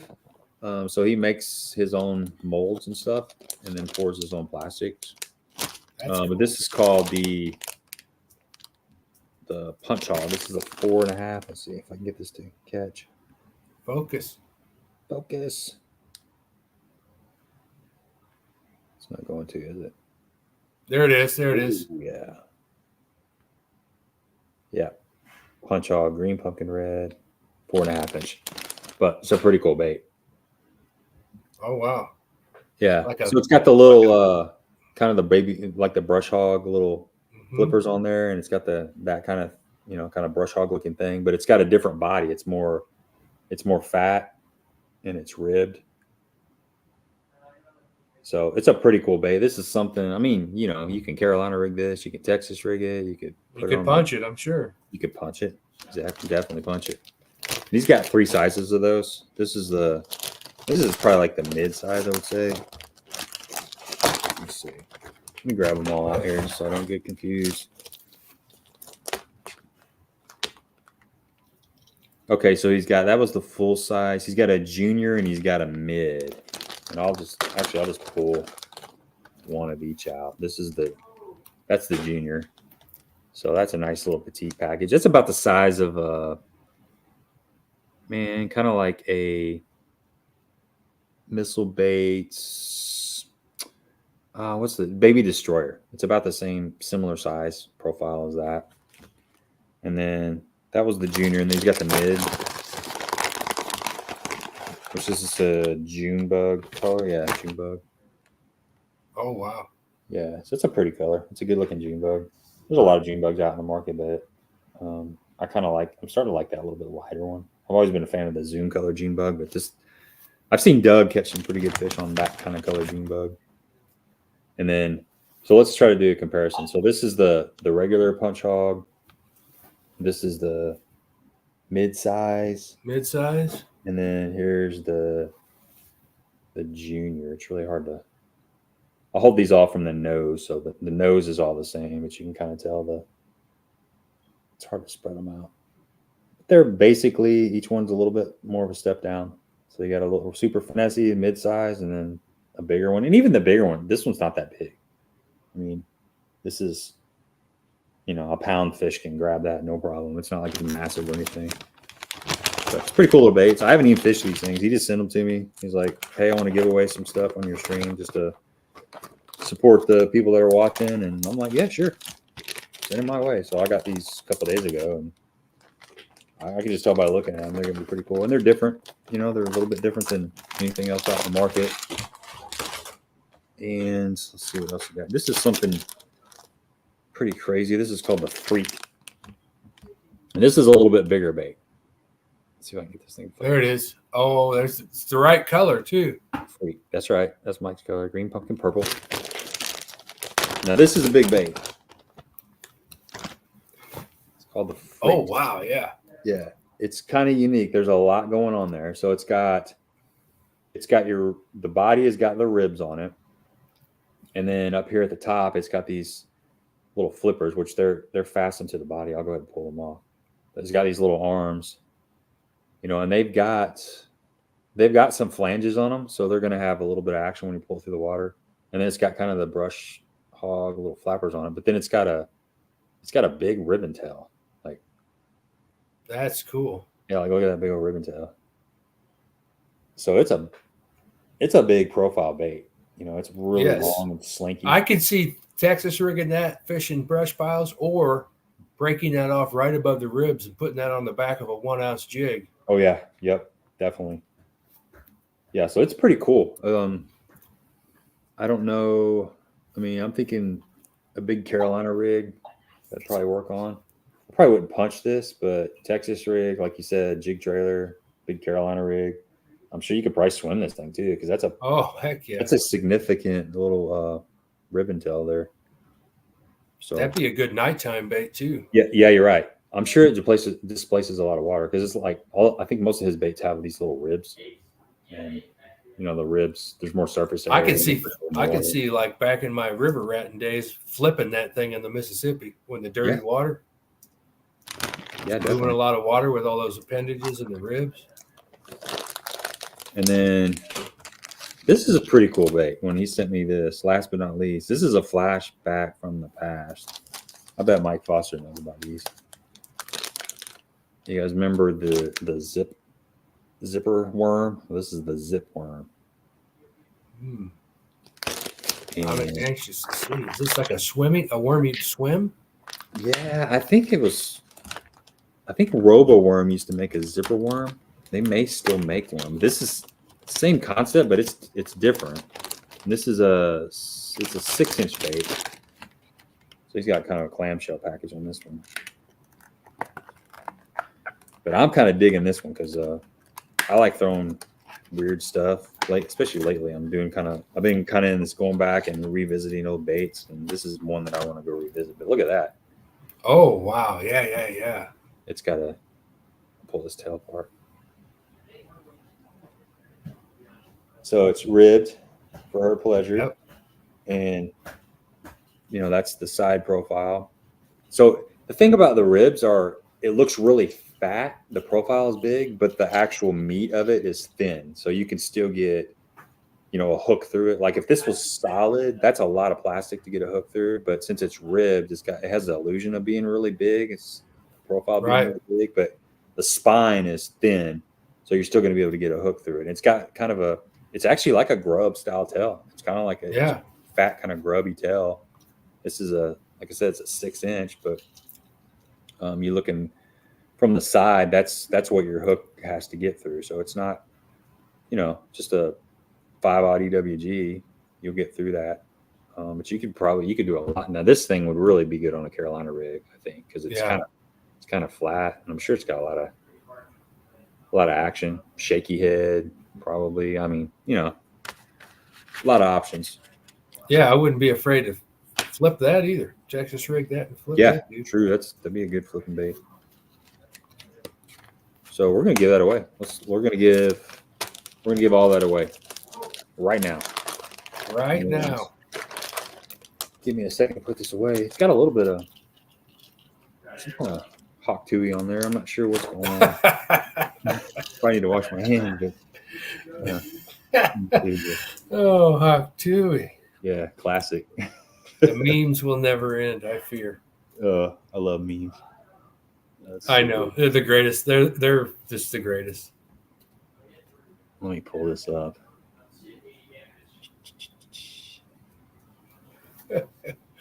That's funny that you texted me about hawk tui. I had no idea. I was checked out. I was just because I kept seeing that girl's face on everywhere, like just a picture everywhere on a meme. I'm like, who is this? I don't even know who this is. And my favorite was the one where it was this World War II soldier that says, "Dear Jane, I fear the hawk tui memes will never end." All right, if you guys want to win the H2 prize pack, hashtag capital H2, get it in there. We'll let this run for a couple minutes, and then we'll give it away. And then shortly afterwards, we will be doing a $25 Baitworks gift card giveaway. So 2 giveaways tonight. Special thanks to Jason for sending those baits too. It's cool to give away, some really cool stuff, unique stuff that doesn't look like everything else. So I just like trying to support those people that are trying to get stuff off the ground. Yeah, exactly. I know a question. How many tackle stores is he in? Gabe, is he in some tackle stores? He is. I'm not sure. Because I know a guy at Bluff City Outdoors. You do. That's right. Yeah. You guys, we need to set you guys up. I'll talk to Mark, and we'll see if he'd be willing to put some in the store there. Yeah, we can do that. Carpet versus sea deck in a boat. What's your thoughts on that? Because haven't had sea deck yet, but I like it. I love when I was in Jim's Vexus where the floor and the sides of the Vexus, like where your rods are sea deck too, so they're not banging off of the fiberglass. And then the center box and the step where you set your butt to dig into is sea deck, so it dries quickly. And even Nitro now, the floor is sea deck, in the passenger area. I don't know that I would like it everywhere. I've been told it's kind of a pain to clean, but so is carpet. So to me, I definitely would want it on the floor where that's going to dry quickly and help the water get out of your boat on a fiberglass boat. Don't know if I'd want it everywhere, but on the floor and the place you set your butt, like the cooler or the step to dig into your rod locker, I'd definitely prefer that to be sea deck so it dries quickly. And when you put your knees on it to dig in, to get on your knees and get in there and dig tackle out, that it's kind of padded. True. I think that's now having the whole front deck. I don't know. I've never had it, but it seems to make sense. And then, like I said, guys are weird like that. They're like, oh, it's so hard to clean. I'm like, have you ever really deep cleaned your carpet on your boat? It's not easy either. You know, it takes a while. The shaving cream trick is a multiple hour ordeal to do your boat from a guy who just did it to get his boat ready to sell. It works well, but it's a lot of work to vacuum all your carpet and then cover it with shaving cream one section at a time, massage it in with a brush, and then shop back it out. And do it, you know, it takes a while. So I can't see where the other's going to be can't be that much more difficult. Daniel got suckered, man. It's the same trap we all fall into. You got the $25 gift card and you end up spending $120. Been there, my friend. Dude, I'm like that every time I walk into a shop. I did it. I went into Academy, I don't know, it was like a month ago. I went in there to buy like 2 packs of Zoom speed crawls. I ended up spending like $78. I don't even know what I bought. You know, and I put stuff back too. That's the sad part of it. I put stuff back because I started feeling guilty. That's one thing you can do. If you're a person that likes to kind of binge shop, put it in your cart and then walk around for a little while. Walk around. Calm down. Your conscience start getting to you, and you'll end up putting about half of it back. Especially a bargain bin, man. It can get out of control when you got like a discount bin. You end up getting like, you know, pink grubs and just random things that you don't really need. Yeah. Yeah. Grandpa Pigeons back in the day was so bad about that bargain bin, man. They'd have so much stuff in there that as a young teenager, that's all I could afford. I'd buy a bunch of that stuff. I don't think it's slick. No, it's not. I mean, I've been in several boats with it, and I've fished in the rain. Like Ron's got a Vexus. It's got it. I've been in several other boats with it. I don't remember it being really slick, but I could be wrong. I'm not sure. There's probably he's talking about on his flip flops. I bet it's a different composition than what's put on the sea deck that's on your boat, on the boats. Plus, I think if I remember right, like in the Nitro, it's got like not ribs, but like traction into it. Like there's, you know what I'm saying? It's like got slits in it to where it's get a little traction. Hell, carpet gets slick in the wintertime. I mean, oh yeah, it's cold. Yeah, and that's another thing that if you've got the option when buying a boat, or if you're going to recarpet, put some padding down. I've done that in my last 2 John boats. My first John boat, I didn't put padding down, but when I redid the carpet, I put some padding down, and I did that in the boat I'm fishing out of now, and it makes a huge difference on, you know, when you're out there all day long. It's absolutely it's a game changer. I mean, that's an overused word, but it really does make a difference. Let's draw this. Here we go. Let's see who's going to win.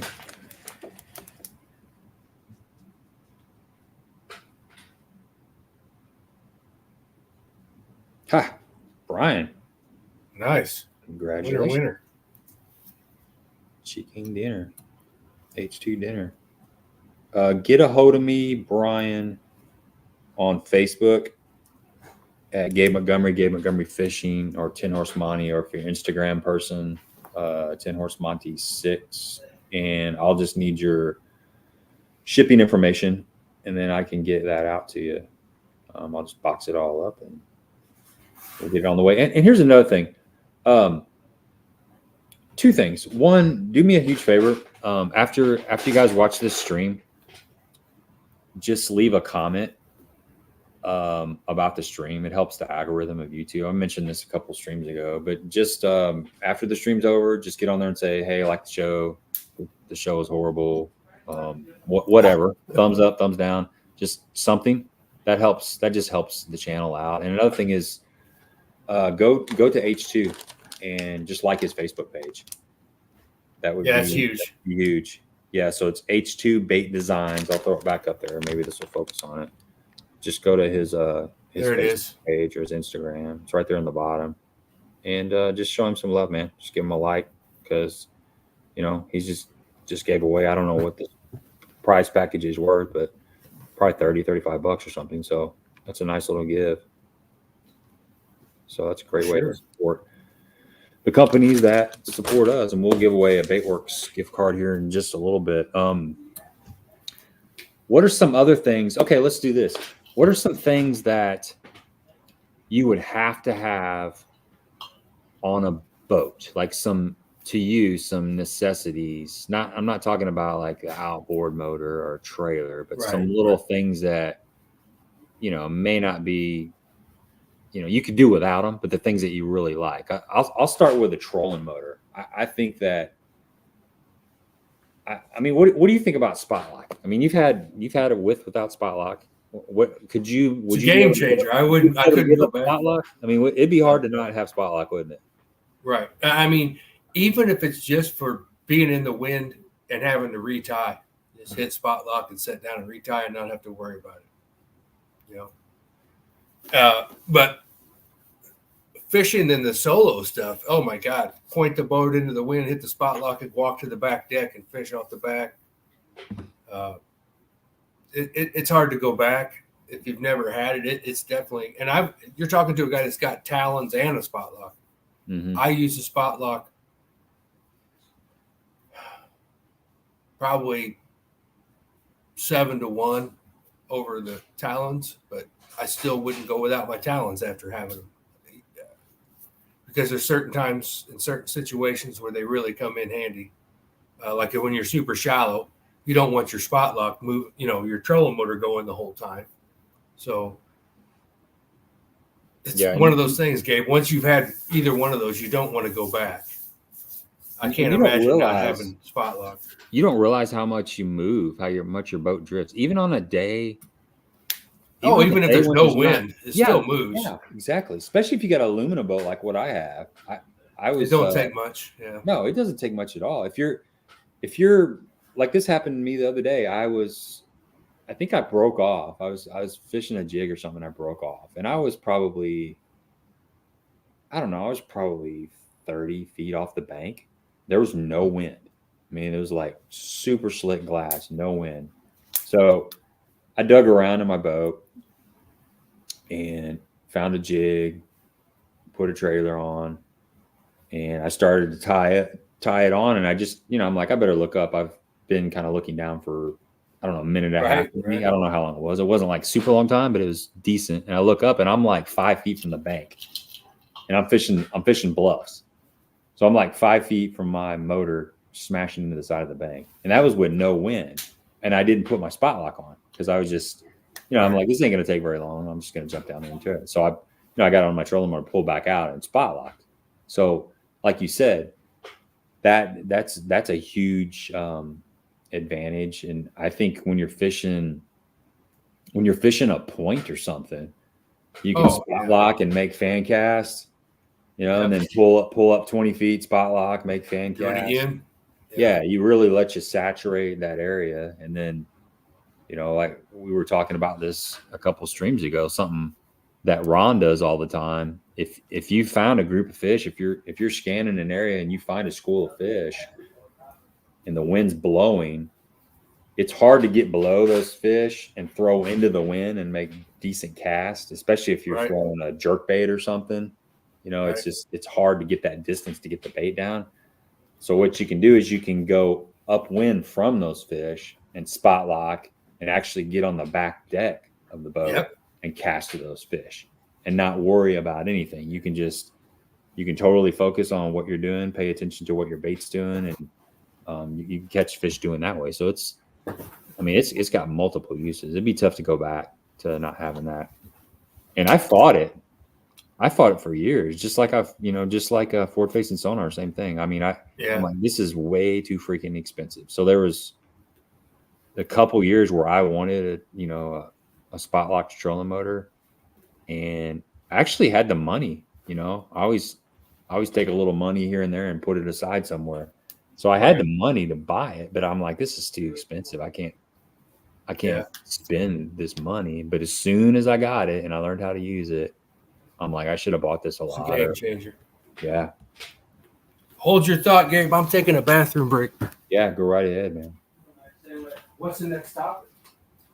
I'm thinking we're gonna pick something else out that we have to have.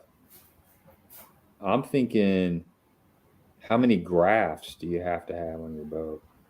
You know, I mean, I don't know, like Stephanie, they don't have any electronics on their boat, so I guess you don't have to have any. But do you have to have 5, 6?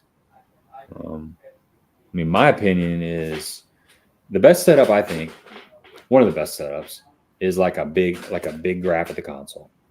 And I think Mike's been thinking about this. He's got two right now, but I think I kind of like a big, like Ron's got I think it's Lowrance has this, I think it's a 15 or 16 inch. I'm not sure what their big one is. I'm not talking about the 21. I mean, that there becomes a point, and we'll talk about this in a little bit maybe, where it gets so big that it becomes a safety hazard. You can't see over the front of your boat. Yeah. When I fished with, I was pre-fishing at Kentucky Lake for the BFL with my buddy Joe, and he's got like a Skeeter, 21-foot Skeeter, and he's got two grafts right here, and then he's got 2 or 3 grafts. He's got 360 and he's got a live scope up there. He might have 3, I'm not sure. But he let me drive his boat around on Kentucky Lake. And I hadn't sat in the console of, a glass boat in a while. It'd been a while. I mean, I got my little tiller handle here. That's what I'm putting around on, and it's kind of open up there. But when I got behind that console, he had 2 12-inch grafts. There is there's a little bit of a safety element there, because it can be a little bit tricky to see over those grafts. And there's guys that have like 15-inch grafts right there. So I think for me personally, I mean, I kind of like that 15 or 16-inch graft that if it can mount right there, in front of the steering wheel, that's kind of nice. It's still big enough that you can split if you need to. That might be the safer way to go versus having 2 12s. And I mean, you don't have to go up really high with those 12s. I'm sure you can suck them down a little bit. Yeah, boat manufacturers are starting to come around with how they're making consoles. Because 2 inches, like the new Rangers are set up to have 2 12s, and you still have your line of sight.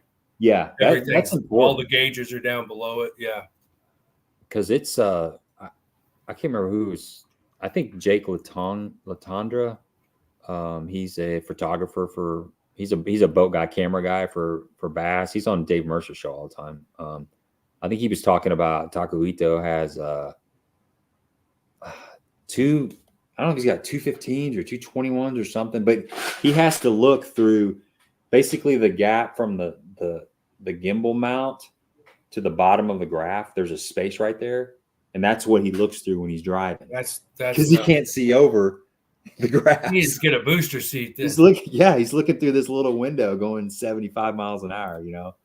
That's I don't know, man. That's pretty sketchy. But you mix in a little wind and rain with that, that's not good. Yeah, things can happen pretty fast out there on the water, especially when you're going really fast. What do you think? At a bare minimum, you need one up front and one at the back. Other than that, it's all a luxury. Yeah, and I think even having forward-facing sonar like I'm on my boat, I think you still need to have access to waypoints some way. The contour, like you like to look at your contours and stuff, and I do a little bit, but a lot of times if I'm just fishing down the bank or something, and I'm not brush pile fishing or something, I'll still have my live scope on just to kind of look around and stuff. And I don't really need my contours and my map.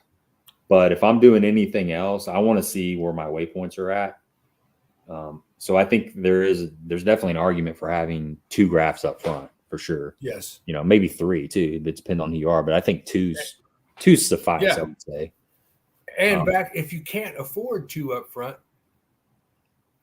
put your one at the console off to the side on a ram mount and spin it around. True. A lot of people do that. Yeah. Yeah. I did that for years. I do like 2 now that I'm spoiled. The 2, it's the redundancy as a tournament fisherman. If one were to go out, that you have 2. If your 115 or 21 goes out, you're without. If one of your 12s go out, you still got a 12. But I don't know, Mike. Mike's like, how do we fish without spotlight? It's like, it's crazy. Like like you said, each time you get a new accessory or something, you get used to it, and you're like, man, this is a lot easier. You learn to stand up and tie your bait on with. It's like power windows in the car. There was a time where we rolled our windows down, where we had to actually stick our key in the door and unlock it. Okay, now go back to that and see how much you like that. I mean, you can do it. Sure, it's fine. It's no big deal. I mean, but try to be driving down the road, eating an ice cream cone, and reach across to the other side, the passenger side, and roll down the window. That's kind of dangerous, you know?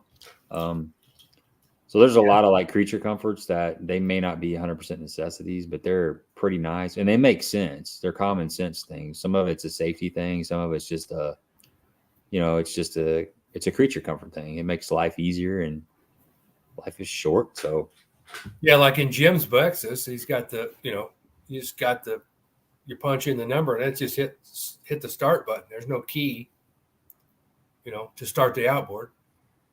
Once you put the code in to unlock it, you can start and shut off the boat with just a push button. Yeah. It's kind of nice to not have to remember your keys. All you got to do is remember your code, as long as that is working. Hell, the new nitros, the whole live well system thing, the first fish, it fills up, it's a touchpad. It's crazy. I'm not sure if I like it. I'm used to toggle switches, the simplicity of a toggle switch, it's either on or it's off. But now it's all that touchpad, Yeah. Jake says he thinks the shallow water anchors are baller for bass boats. Just sets the look off. Doesn't have a set, but he wants them. Yeah. Once you get them, Jake, you won't go back. And don't buy one, because one's useless. Right. Yeah, definitely want to. I've had both power poles and talons, and I've had neither trouble with either. I've been lucky. Do you like one over the other, or does it make a difference?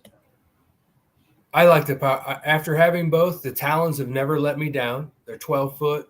They tilt down to get in my garage. I don't have to lower them to get in and bring them back up. They just tilt down. I would go with power pole over because of their customer service. I mean, it's unbelievable that their customer service, and they're quieter. My talons are, I think, a little noisier when they go down, honestly. Well, and you got like the power poles for fishing docks. You can put them down part of the way. Protect yourself. Yeah, it keeps you from getting in the cables. It's kind of just a little bit of safety thing. Yeah, that's a good point. And the brakes, there's a lot of guys that are putting the power brakes on their power or their power. I don't see my style of fishing. I ever would require that, but no, I don't think so. That's just forward facing sonar guys, because those dudes. If you've ever been in a boat with somebody that's like a freaking like minnow hanging dope scoper guy, I mean, that's really getting after it. Those guys, their trolling motors on like 6 or 7, and they're moving around fast. They're covering a lot of water. So when they see something, they're coming up on it really fast. They need something to stop them. Right. It's either that or turn the trolling motor around. Back. Not good. Yeah, and then you're losing the picture that you were looking at, and you're throwing prop wash that way, and you're making a lot of noise. So if you're a hardcore scoper, there is. Yeah, I could see it. Yeah, it's a useful tool, but most people, no. I mean, there is something to be said about when I was talking to Jake Lawrence about this. He was talking about having 3 Ultrexes. So have the one up front, but 2 additional Ultrexes on your power poles. So you would actually have like spot lock.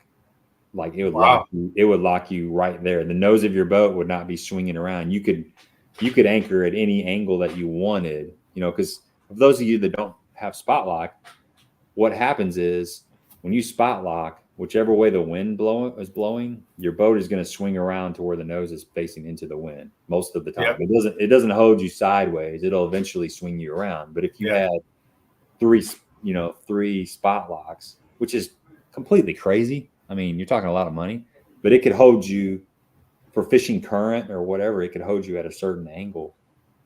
And, I'm not even sure how would that work with them being on. Are they mounted to the back on the power poles, or how would that?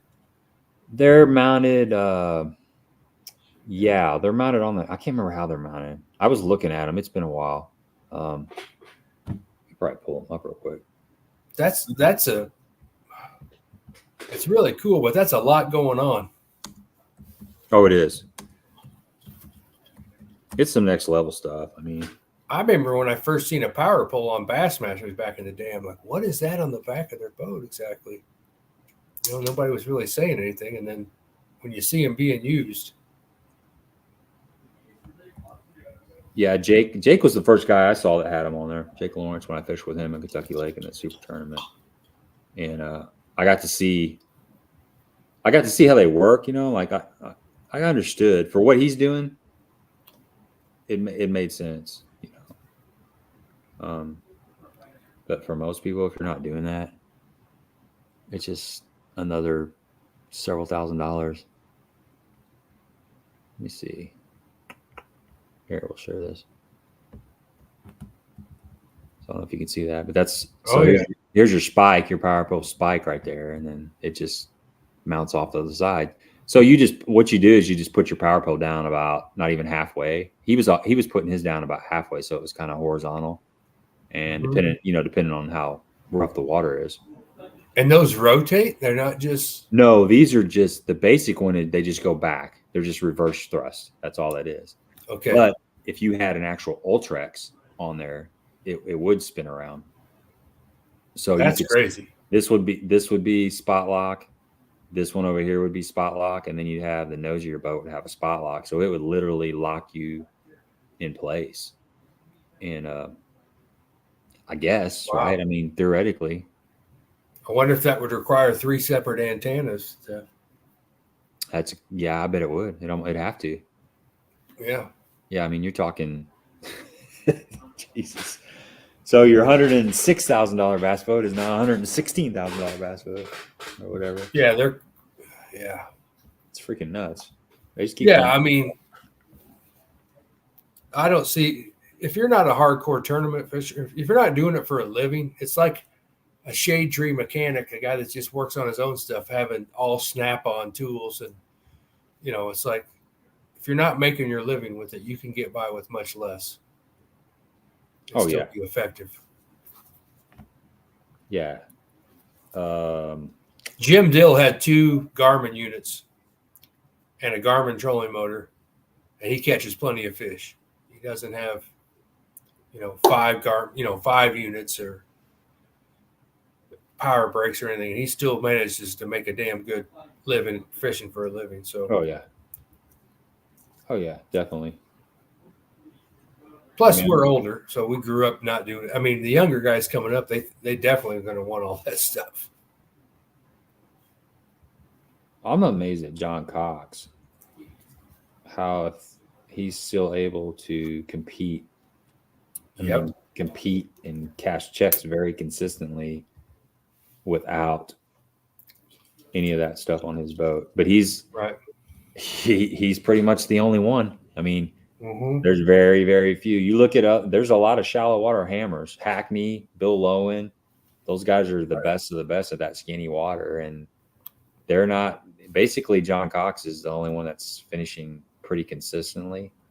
So that just tells you a little bit. Do you think it's those other guys are trying to do both, kind of a hybrid, and that's why John's like, screw it, I'm not doing any of the other. Because I know those other guys still try to use the forward facing to a degree.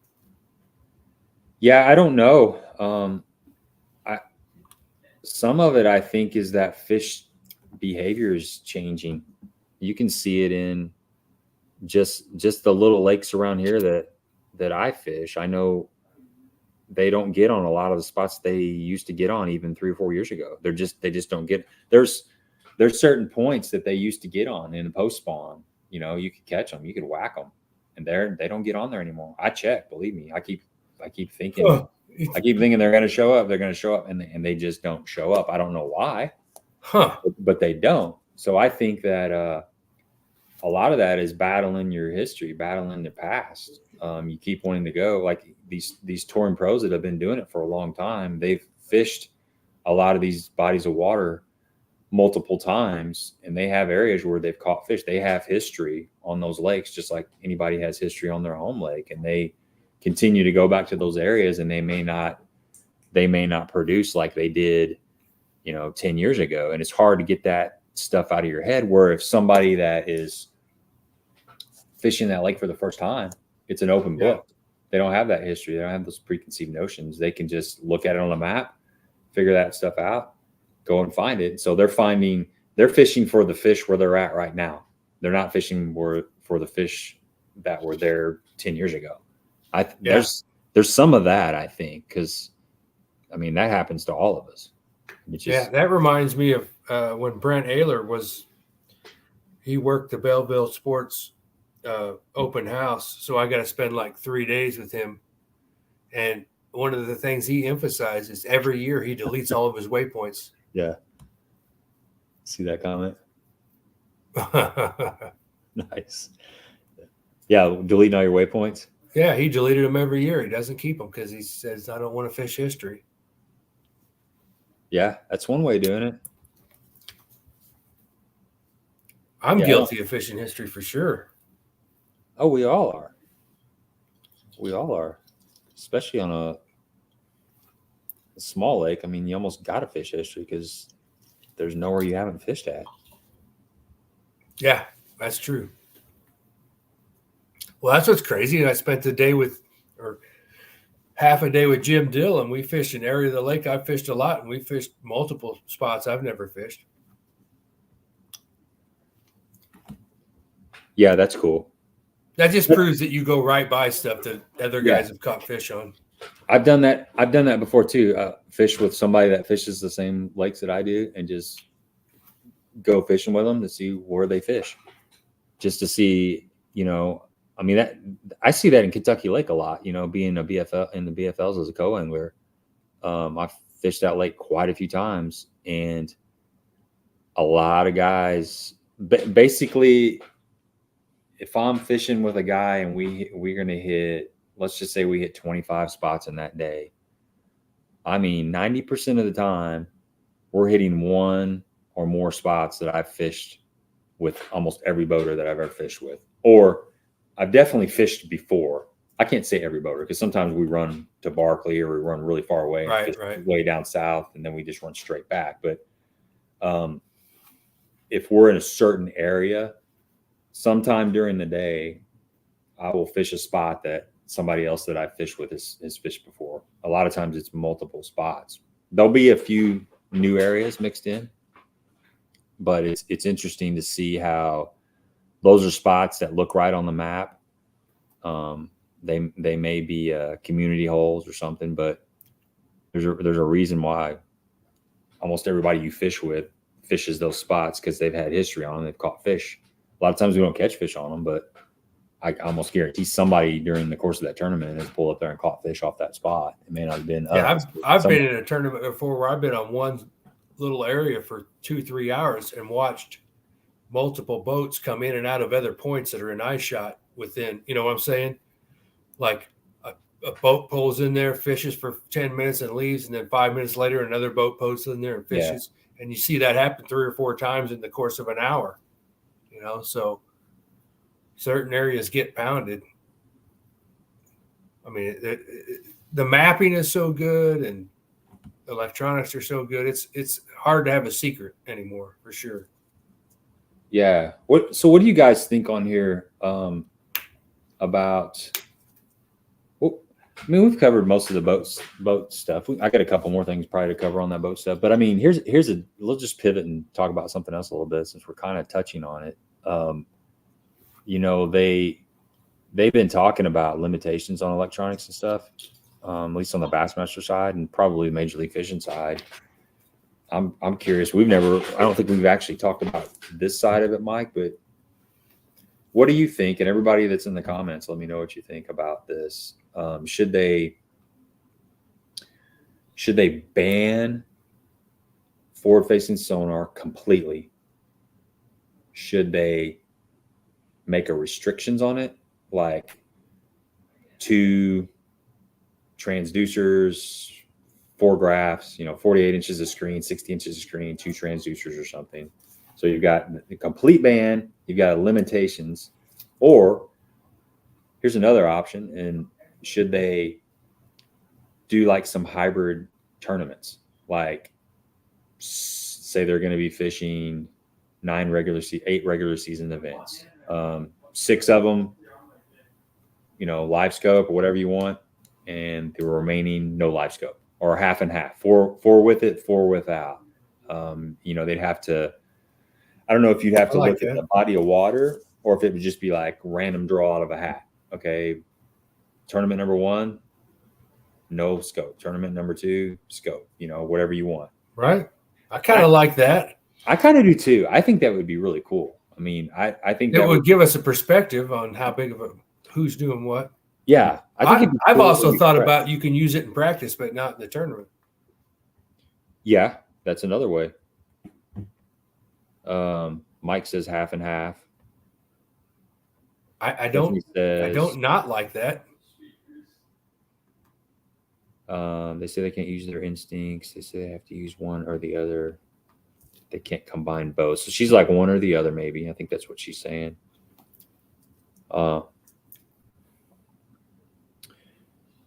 Yeah. There's a lot of guys that don't want to split. I don't think they can ban. I don't know. I don't think they'll ever ban it. I don't think so. I think limitations are. You definitely like one forward facing transducer per boat. Yeah, and then maybe a side scan, down scan transducer or something. So what's going to happen is you're going to have to choose between your 360 or your live scope. If they do if they limit it to 2 transducers, because you're definitely going to have your side scan, down scan 2D transducer, and then one forward facing sonar transducer or the 360 transducer, unless it's just one forward facing sonar transducer. So I think the graph thing is, for the reasons we talked about, the limitations on how much screen space and maybe how high up they are, like your field of view. That's something that I really feel like they need to look at that kind of closely. Like come up with a total number of inches you can have. Yeah, like 412s would be 48 inches. Right. That's a number that's been thrown. If you want to put them all 4 up front, that's on you. Yeah. I don't know. I think maybe they should do something about that. Yeah, Todd. But the guys that have like live scope at the helm is crazy to me. Like looking out straight out the sides. But look at those guys. None of those guys are really doing that great, right? I mean, well, you're right. Like Koi Fujita's got, I think he's got 5 live scopes transducers on his boat. I was listening to, I can't remember who I was listening to the other day, but he's got one on his jack plate. So he's idling, he's got side scan, but if he sees a brush pile on side scan, say 80 feet out, he can peel off, go over towards that brush pile and use his forward-facing sonar transducer that's shooting off to the side or whatever, and he can scan that brush pile and see a couple fish in there and just mark it as an active brush pile. Normally you'd have to put the trolling motor in, troll over there to it, and kind of look around. So it's just a faster process of doing that. So that's how some people are. I'm not saying that's right or wrong. I'm just saying that's how some people are doing it. And then like Koi Fujita, I think he's got them shooting out all over the side of his, like everywhere. It's like 360, so he's covering a ton of water with that thing. But like you said, he's sucked it up in a couple, Well, just what I seen on Monday, just because you can see him sitting there on the end of the wave break doesn't mean you can get him to bite. It still takes some skill to get him to bite. I got a lot of them to follow, but none of them wanted to eat it. So yeah, it's not a guarantee. It's not like the non bass fishing person that hears about this stuff thinks that it's just like, oh, you can just go out and catch every fish in the lake because you got it. That's not the case. No, it's not that. It's not like that. There's sometimes it makes it different, and it's an advantage of a guy that has it versus the guy that doesn't have it, for sure. Yeah, I'd say probably maybe a couple years ago, when if you were ahead of the curve on that forward-facing transducer technology, you could catch, the fish are probably a lot stupider. You could probably catch a lot more fish doing that. But nowadays, It's not, especially like early pre-spawn when you can go out there and fish for them over a river channel or something. yeah, or even post spawn when they like move areas that you those never spots. could really fish for them before. Yeah, and you can still catch them like that, but it's not. I don't think it's not as easy as what it used to be, and that's because fish are getting used to it. They're going to adapt to it. There's going to be a time where My favorite thing would people just be get burnt out on it. Just like smoking and non-smoking in a restaurant. Just have one restaurant can have smoking, the other one can have not. It'll work itself out. If you could have a tournament series that doesn't allow it, one that does, it'll all work itself out. If people want to go, because hasn't there been a couple, 3 or 4 big tournaments that didn't allow it, and they had a pretty good turnout, and people still caught fish. Yeah, there was that. I can't remember what that tournament circuit was, and it was like a $5,000 entry fee, and it was a big money tournament. Yeah. But I think I want to say it was on. I think it was a spotted bass fishery, maybe Lanier or something. Mike might know, but basically one of the best guys on that lake still. I think a couple of the forward-facing sonar hammers still, finished in the top 10. And it's because, obviously they knew the areas to fish and stuff, and they're good fishermen. Back to kind of what you're saying, we've talked about this before, but there's a lot more to it. You have to know. You have to know. I honestly think GPS and mapping made a bigger impact than forward-facing sonar. I've had that conversation a couple times recently. For narrowing down the area you need to be in. Yeah. Being able to shade depths, like, you can do it on all the electronics now. Humminbird kind of came up with it, but now, knowing what range you're looking for and running down the lake and looking at your graph and then looking over at the bank and thinking, I'm going to wheel in there and give that a shot. There's a bunch of area in there that's the depth we've been catching these fish in. That's kind of cool. Stephanie said, I think it should be banned in the Classic. That would be cool. I'm down with that. So here, okay. So check this out. Here's the scenario. I really like the having some of the tournaments with it and having some of the tournaments without it. I do too. I like it. The cream will figure. That'll help us figure it out. I think there should be some restrictions, regardless. Definitely some sort of restrictions. I don't know what it is. Rules and everything. 60 inches, one forward-facing sonar transducer. But I think on top of that, I think it would be cool to have, like, I don't know what the number is. Let's just say 4 with it, 4 without it, or 6 with it, 2 without it. But I think it would show you who the real angler of the year is. I mean, I think the people that are really good with it are going to surprise people that are, kind of against forward-facing sonar. I think they're going to do really good without it too. I would bet money that you're going to see some of the same people that are really good with it be really, really good without it. I don't think there's any doubt about that, because it's more so about being able to pattern fish, find fish, and figure out how to catch the fish. That forward-facing sonar is a shortcut on being able to see the fish react to your bait, but you still got to know where to look. But I think having a combination of with and without tournaments would really show you who the best angler of the year is. Just like going, like they have some smallmouth lakes, they have the Northern Swing, and then they have some like Sabine River, then they have some spotted bass fisheries, and they have, like Pickwick or Kentucky Lake, some Tennessee River. They got a variety of different types of bodies of water. Right. And that shows you who the better fisherman is. I mean, they don't do like any fall or winter tournaments like they used to, which, everything's kind of spring, summer. I think that would be cool to see, kind of like the NPFL does. They have, they start in like February and go all the way to October, or start in March and go all the way to October. So you're getting some early spring, winter stuff. You're getting some fall stuff. You're fishing a variety of different lakes and variety of seasons. I think that's more proven of who the true angler of the year is. I think if you added some of the tournaments with and some without the forward-facing sonar, I think it would. I don't know. Yeah, it'd be cool. It'd be a cool mix. I think it'd be interesting. I've always been a proponent of, like you're saying, you got to fish all the seasons. Maybe we could throw winter out, but from spring to late fall, And let's take the championship, whether it's the Bassmaster Classic or the Cup, and it rotates much like around here. If you fish Anglers in Action,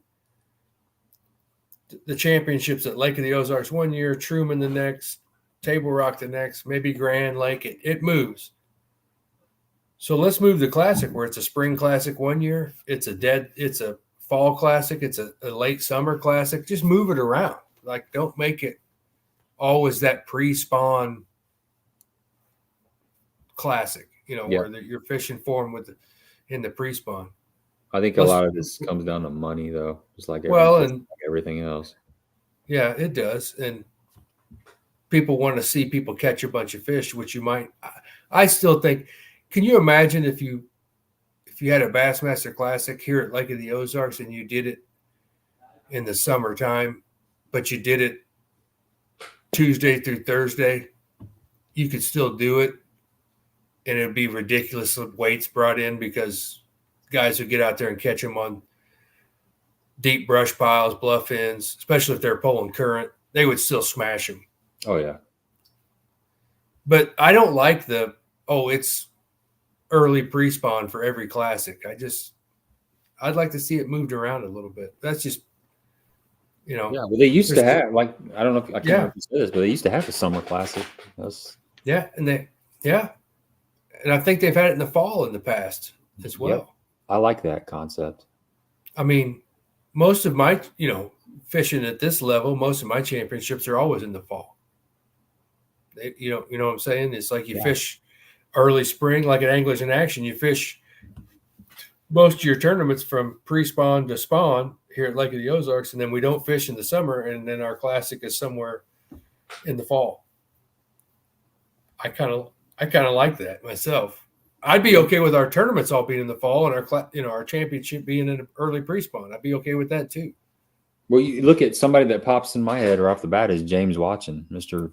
#Fishing Boat Docks himself. He's a fall guy. I mean, I don't know his statistics, but I would say a good portion of the tournaments that he's done really well in have been in the fall time. So he's already at a disadvantage in the upper echelon of tournaments because they don't fish that time period. I mean, the local stuff, he can do good. There's some BFLs and maybe some Toyota stuff, but when you're talking BPT or, the elites, he's just at a disadvantage. So it does hurt a lot of those guys, unfortunately. But it seem like Bass and MLF, it's like they start early in the year, pre-spawn down south, and they just move to early, pre-spawn and spawn stuff up north. They just keep chasing that same, seasonal pattern, just in a different part of the country. What's up, Mike? My man Michael's on here. He just got done fishing on Tuesday nighter, Kentucky Lake. He says it still sucks. You fishing to get some hammers down there, though, man. Those Tuesday nighters, people show up. You might be fishing against Terry Bolton, Dan Moorhead, Jordan Hartman. It's like you never know who's. It's kind of like the Tuesday nighters back in the day here when you were fishing against 3 or 4 Bassmaster Classic championships on a Tuesday night. The Guido and Dion and the Browers and McClellan might show up. You never know who's going to show up down there. Yeah, Kentucky Lake's got some bunch of hammers down there. That's I wish. Plus all the young local guys here at Lake of the Ozarks now is ridiculous. Oh yeah. It's like that everywhere you go. Me and Jim Dill had this conversation. How long before it's Marcus and his son Mason versus Marcus and Bill? I think it's going to be real trouble when it's just Marcus and his son Mason. Yeah. Yep. Let's not. I mean, Bill's a great guy and is a great fisherman, but he's not spring chicken. You put a little youth in that boat with Marcus, and it's his son. I think it's going to be dangerous. He said, "Bring it on." Bring it on. Yeah, you still got to catch them, man. It don't matter who is in the tournament. You still got to. No. You still have to. There's a certain weight that is going to be weighed in, and it happened. It could be that you're out there struggling. You're like, oh man, there ain't nobody bringing in nothing. You show up, there's 25 pounds or something.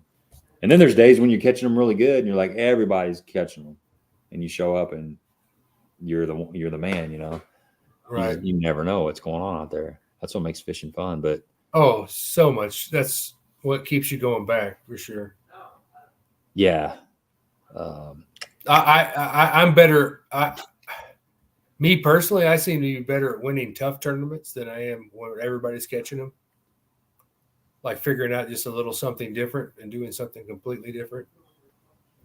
That's why I had a lot of success down here and Table Rock, especially Table Rock early on, because I came from Illinois where I only fish shallow. So I never went and chased those fish out deep because I didn't know how to.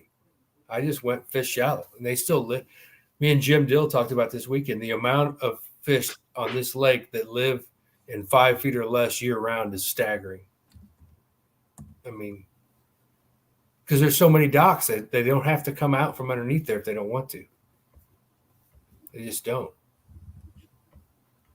Yeah, man, especially this time of year, there's always fish that are shallow. A lot of times they're shallower than you think they are. You're fishing too deep. You know, especially if you got grass. There'll be fish tucked up. There'll be fish tucked up in 6 inches of water, and you're like, how did I not even see that fish? It's up there. Right. Well, think about just the shade of a boat dock float in 2 foot of water. They can just sit underneath there and eat all the bluegill and crawfish and shad that want to swim by. Oh, yeah.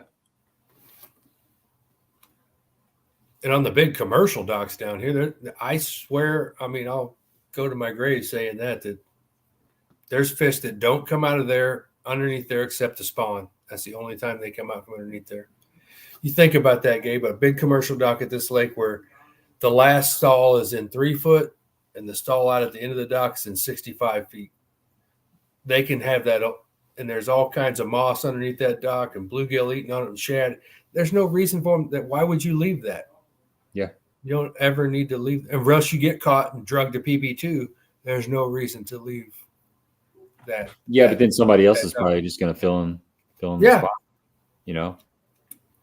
Yep. That 5-pounder was holding that spot that he thought was groovy, and as soon as he gets caught and drugged to PB2, the 4-pounder that's next in line comes up and sits there. Yeah, I truly believe that with bass. They're predators. It's a pecking order. Yep. I think so. I think that because it's amazing how there's certain places, certain pieces of cover that seem to always have a fish on it.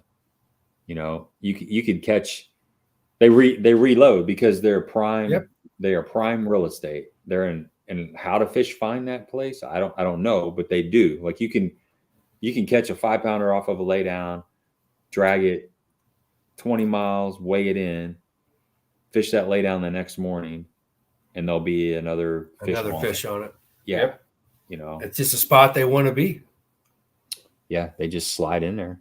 They're like, oh, nobody's over here. That guy that was chasing me out here yesterday, he's gone now. So I'm going to slide in here. Right. That 3-pounder that wanted on there couldn't get on there because there was a 5-pounder there and he wasn't having it. That's right. Let's give away this Baitworks gift card. Let's see.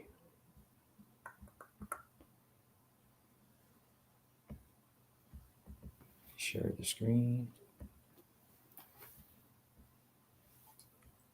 All right. If you guys want to get involved in the $25 Baitworks gift card, hashtag Mike. Nice. All capital letters. MIKE. We'll let this run for a couple minutes and we'll give it away. So you are you gonna? What's your plans? Are you selling? Are you actively selling your boat right now? Or are you waiting? I haven't officially listed it. It's every piece of tackle is out of it. It's completely cleaned up. Lower unit changed, oil changed. I have my maintenance history printed out, my history of the motor, what RPMs it's been at, all that stuff. I just got to come up with a price, and I'm struggling with that because I can't find one that has that much equipment on it to compare it to. Yeah. It's crazy too. Like Aaron Martin, friend of mine, you know Aaron Martin from Bass Edge, like he's got a 2023 Z21 XL that has less than 10 hours on it. Jeez. 6 years of warranty left. And he's asking 61. So what do I, mine's got more equipment than him, but it's got a hell of a lot more hours, and it's a foot shorter and several years older. So what do I ask for mine? It's make sure you're putting capital MIKE, hashtag capital MIKE. Yeah, I remember when I was fishing with Matt Els, he was talking about Aaron not being able to fish all that much because he was just working so much. Mm-hmm. So that makes sense that his boat's got such low 10 hours on it, and it's got power poles and 2 Garmin units, and it's got the platinum warranty on the Mercury outboard, so yeah. But the difference between 61,000 and 50,000 is still $11,000. I mean, if you're looking to buy a boat, mine will do all the things that his will do for $11,000 less, and it still does have a year warranty. So, and a lot more bells and whistles. Oh yeah, your boat's.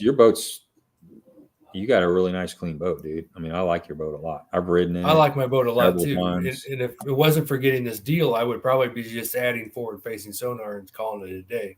Yeah. But I don't know, man. It gives me anxiety a little bit thinking about just getting back into spending that much money on a piece of fiberglass that you fish out of. It's yeah, that's like my boat. You start piecing it out.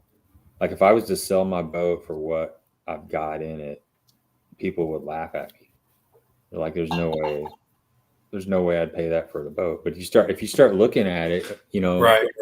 You got a 1650 boat, go price one of those. I don't know what they are just for the boat, but I would say $4,000 or $5,000 for the boat. And I'm just guessing. I haven't priced boats like that style of boat in quite a while. Right. Then a trailer's about $1,000 or so.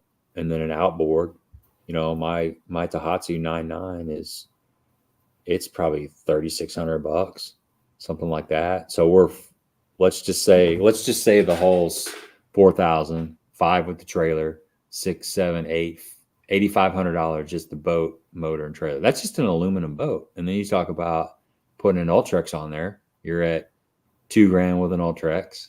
You start putting lithium batteries in there. You start putting, a 12-inch live, a 9 up front, a Garmin live scope, a deck. You start adding that up, and you're a little like, oh, I just fish out of a little John boat. It's a $15,000, $15,000 boat right there. Yep. That's what it would cost to replace it. So it ain't. It don't matter. Aluminum's definitely a little bit cheaper to go that route, but you can still sink a lot of money even into like a 16-foot John boat if you. But it's like everything else. We've had this conversation. Anytime you get into something, the longer you're into it, the more you invest in it, and it brings you happiness. And if you're doing it for a long period of time, it's nice to have things that make it more enjoyable or make it more efficient.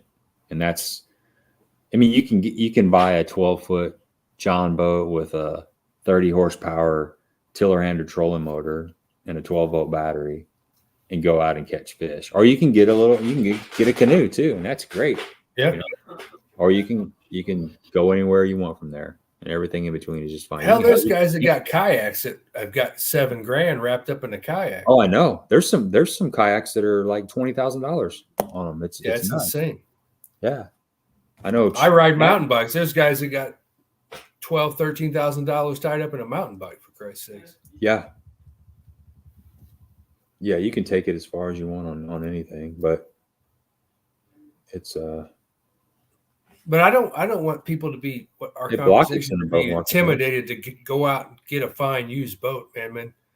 I picked up that '96 Ranger for $13,000 in 1999, which is crazy because it retailed for about $38,000. That's what's crazy, Gabe. In 1996, a tournament rig was $35,000, and now a tournament Ranger boat is $100,000. Yeah, I feel like it's went up faster than any other sport or versus cars or houses. Yeah, I think yeah, but you got to look at how much of that's electronics. I don't know. A lot of it's the electronics because the 96 Ranger had a flasher and one little 6-inch LCD graph on it, Yeah.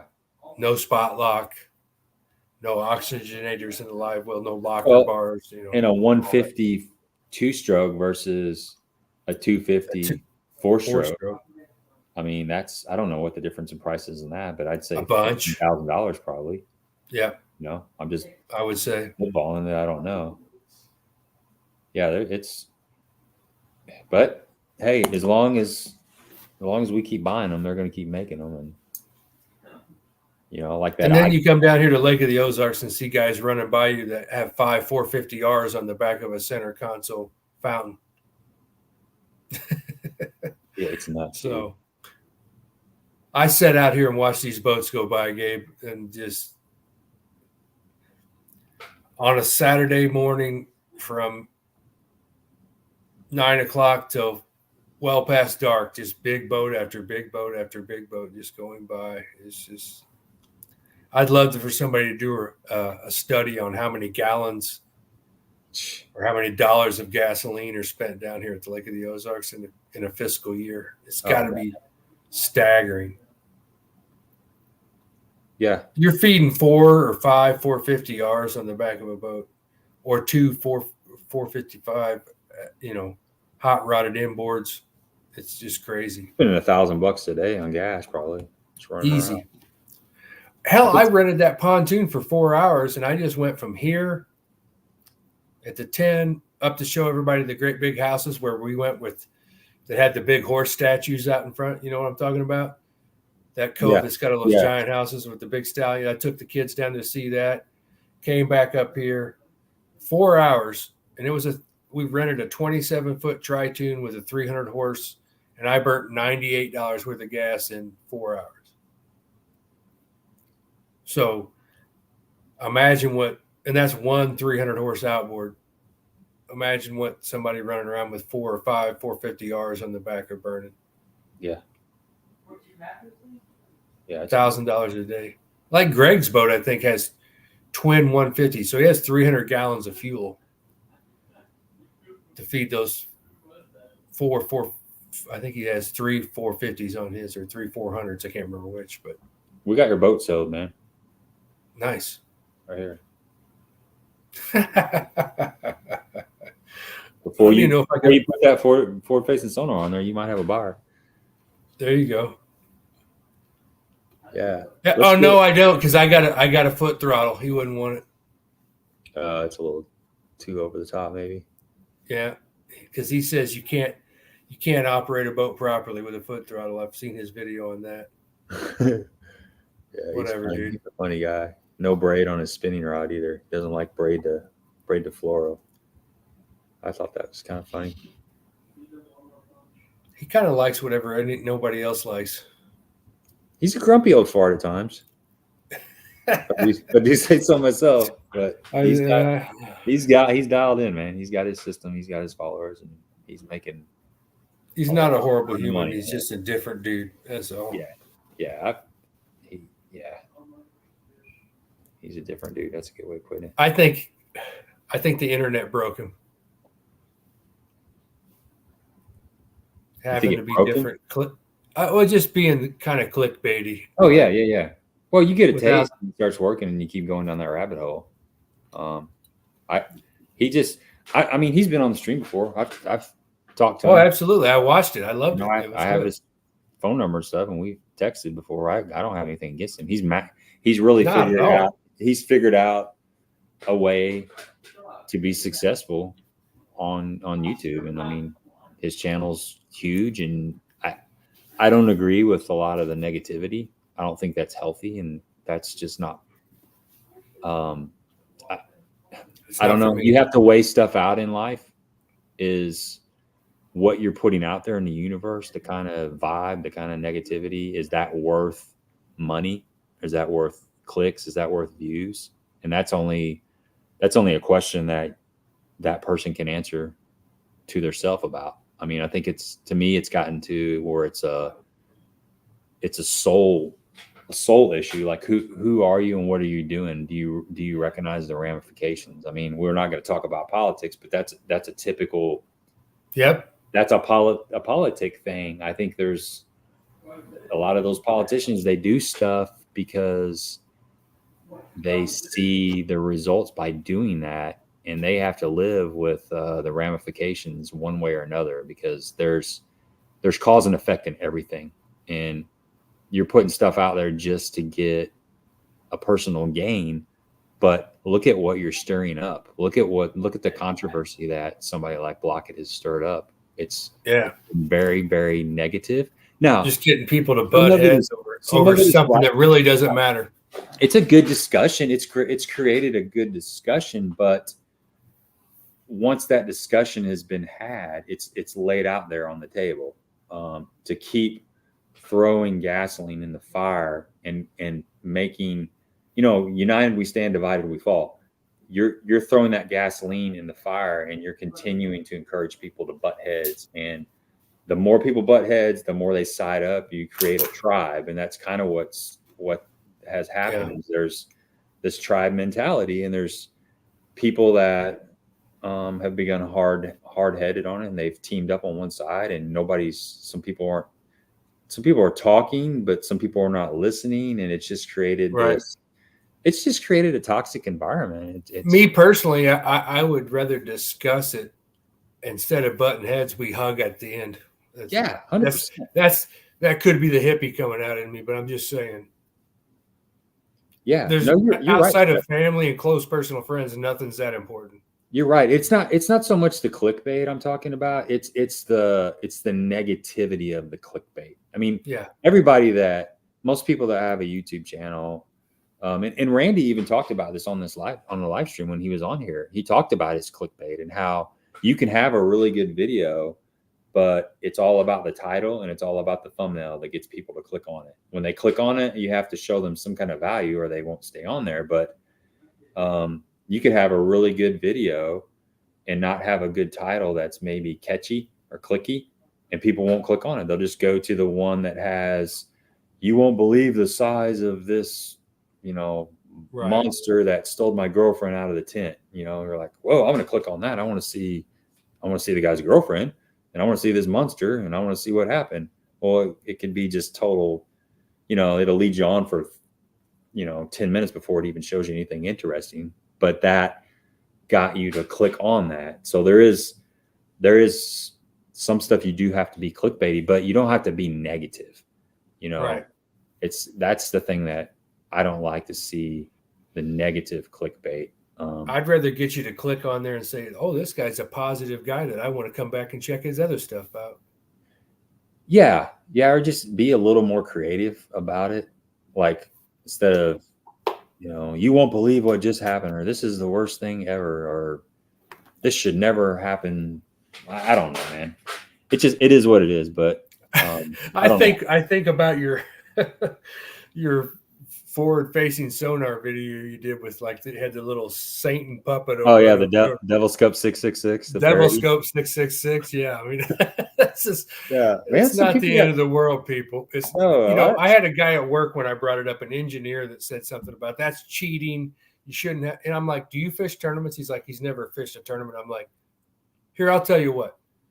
I'll give you the latest and greatest bass boat with forward-facing sonar, and I'll take my old Ranger out with a flasher, and I'm going to kick the dog shit out of you when it comes to catching bass, because you've never done it.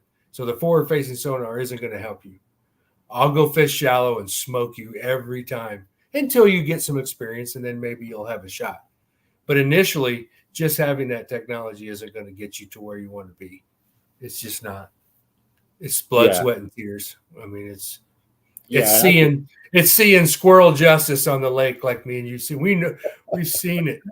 We've seen it. I mean, dude, first thing in the morning, the first spot I stopped with Jim, 2 red foxes playing up on the bank. One of them laid on his back, put his paws up, like, come mess with me. The other one wasn't having it. Just watching that kind of stuff is part of the reason I love doing fishing just in general, just being out there, seeing that kind of stuff. If you're not up when the sun comes up out there, seeing red foxes messing with each other like two puppies in somebody's backyard, or in this case, in their front yard, it's just, that's what it's about. It's not about should you have a foot throttle versus a hand throttle, or should you have forward face. It's just get out there and enjoy whatever it is you're doing, man.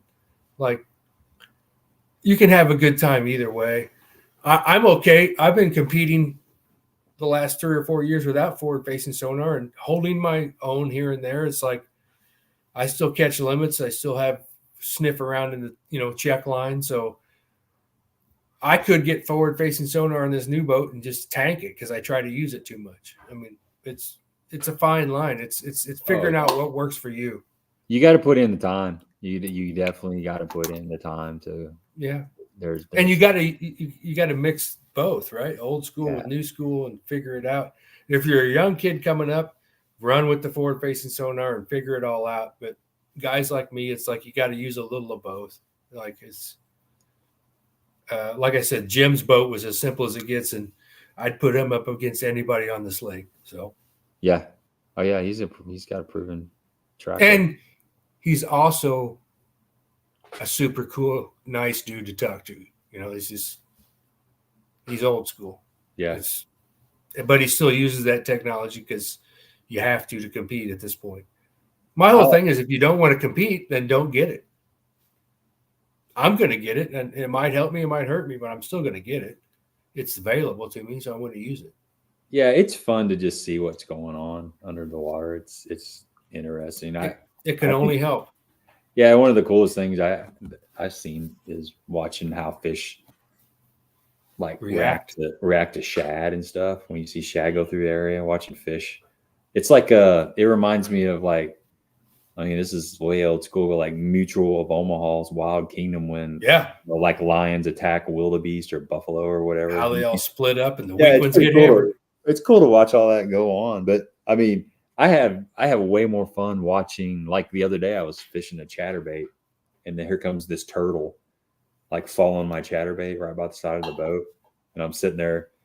This turtle like actually grabs it snips the Zaco trailer, and then I pull it away from him, and it's so focused on my little chatterbait that it doesn't even know that I'm sitting there looking at it, and that this lure is tied on the end of the string, and I pull it around, and I swing back around, and it falls it, and that kind of stuff, man. That's like you said. That's the magic of being out on the water, is just seeing like the cool stuff, like a tree falling. Yeah, tree falling, or a bobcat in the woods, or I've seen boulders roll off of bluff ends on Table Rock. It's just nuts, man. I had a tree fall out there. I've had a tree. A couple times this year, I've had trees fall in the woods, not close to the water, but you're just fishing back in a cove, and all of a sudden you just hear this explosion, and a big old tree just fell down in the middle of the woods. Absolutely, man. It did make a sound too. I've been sitting down here at night on this dock, just sitting there having a whiskey, listening to the fish break and the herring squawk, and I got to get a house down here. So the moral of the story. Darius. That's all he needs is more tackle in his boat. Is Darius from up north? He looks like an up north guy. No, he's on Kentucky Lake. Okay, that's big water behind him. So okay. Yeah, I got to fish with Darius a while back. We had a really fun day. He's a super cool dude, man. Super cool dude. He insisted that I fish out of the front of his boat too. So it was fun. Can't argue with that. Yeah, I'll get you taken care of, Darius. Well, I think we've been going for almost 2 hours and 40 minutes. Some Joe Rogan shit. Yeah, man. It's a good conversation. I don't even realize that we're talking this long until I look up. That's what it's about, though. Yeah, I hope everybody enjoyed it. Yeah, we covered some good stuff. We'll have to. All you guys out there in Tin Horse Land, come listen to the Bluff City Outdoors podcast. Yes. Bluff City Outdoors podcast. Check it out for sure. Mike's a frequent guest on there. He's been in the studio, or he's a call-in guest. I've been on there several times. It's a St. Louis fishing reports on there every week. Yeah, right. They have fishing report. They do, a lot of the Southern Illinois lakes. Lake Mike hits the Lake of the Ozarks report. There's several different reports on there. It's yeah. cool. We got the catfish guides, the guys at Truman, the guys at So yeah, it's not always fishing. Sometimes it's hunting. Sometimes it's DNR guys on there and stuff. It's a great little podcast. It airs on the FM radio there in St. Louis on Saturdays and Sundays. But come check it out. It's worth a listen for sure. Yeah, so they drop it typically on Saturdays in a podcast form. And it's available on, Apple, iTunes, Spotify, wherever you get your podcast from. It's most likely on there. Bluff City Outdoors. Gabe, did you happen to catch that led to me doing the Columbo, and now it's Columbo and Friends? You told me you were going to do that. I went and I got to dip my toe in politics and ask a gubernatorial candidate a question the other day when I was on there. I was on the. Is that on podcast too or not? Yeah. And you can watch it on Rumble, so you can see it. It's on Rumble and YouTube too. Oh, it's video format? Yeah, they have videos in the studio. Yeah. I'll check that out. So my very first time ever being on the radio talking politics, they put a gubernatorial candidate on. Who was it? Kind of last minute. Bill Eigel. He's the guy that did the flamethrower. He's kind of a very hardcore conservative guy. But I asked him a question like he's talking about ending the personal property tax. I'm like, okay, that's fine. But in my experience, every time you eliminate a tax, it pops up somewhere else. So what's your plan to not have it pop up somewhere else? Like in Illinois back in the day, remember the lottery was going to take care of the education. Well, they didn't add to the education. They took the money they were granted for education and pushed it somewhere else. And it's like, he just kind of spun in a circle, like gave some talking points. I tried. I asked a legitimate question, but I don't think I got a legitimate really answer. But yeah, it was fun. It was fun. And I'm going to be, according to Tony, I'm going to be a rotating guest on that show as well now. So that's kind of cool. Yeah, I think it's going to be a good add to the show for sure. I mean, and now that Mark from Bluff City's retired from Boeing, he's just recently got Mega Bass in the store. He's working on maybe getting an online footprint and starting to sell stuff online. Really pushing hard for the archery stuff. So if you guys that are local to St. Louis and want a really good indoor archery range, Bluff City Outdoors has got it. So it's over in Alton, 1 mile east of Fast Eddie's on Broadway. So you archery guys in St. Louis are looking for a place to go. We've got the best bow techs in the area. What's he got? 30? He's got a 30-yard range. 40. I think he's got 40. A 40. Yeah, 40. That's pretty rare, I think. Yeah. The indoor like he's that. having trouble. It's a sore subject. He has the 3D screen target thing, but they didn't realize when they put it in, there's a railroad behind him that keeps throwing off the I heard him talking about that. He's throwing off. So he's kind of regretting, I think, that whole thing. But yeah. He's got a really good dude. It's just, again, go support your local tackle shop, whether it's Bluff City or whatever's in your town. Go support it. I love Bass Pro because I'm involved with Nitro and Bass Pro, but there's nothing wrong with your mom and pop stores if they're carrying the right stuff. I did get a political answer. Yes, I did. Yeah. Because I'm from the gun-toting hippie party. I think my favorite commercial around here was the Mandarin speaking cattle. You know what I'm talking about? Dude, that was so funny. I'm like, man, what? I got a kick out of that one. That's why I want to get in my boat. And I don't even know who it was. I was just like, they got it doesn't matter. It's just Chinese. Silly. I mean, that's pretty cool. That's pretty funny. We are selling some of our property in Missouri farmland to China. Oh yeah. It's a real thing. There's no doubt about it. But that's classic. Whoever thought about that. But when it all boils down to friends and family is all that fucking matters. That's right. Yeah. Walk outside, look around, see what's going on. That's probably what's really going on. Yeah, take care of the people in your immediate circle. That's right. All right, man. We're going to shut her down. Thanks, everybody, for hanging out with us. Great conversation. It always is. Once again, go check out Bluff City Outdoors, the podcast. H2 Bait Designs. Give them a like on Facebook, and then if you would, there's 33 people on here. Just leave a little comment after we shut this down on the live stream. That just helps. This is the least amount of Sasquatch that we've ever done. Oh, can't say that. We got to go. I gave way too much. Bye.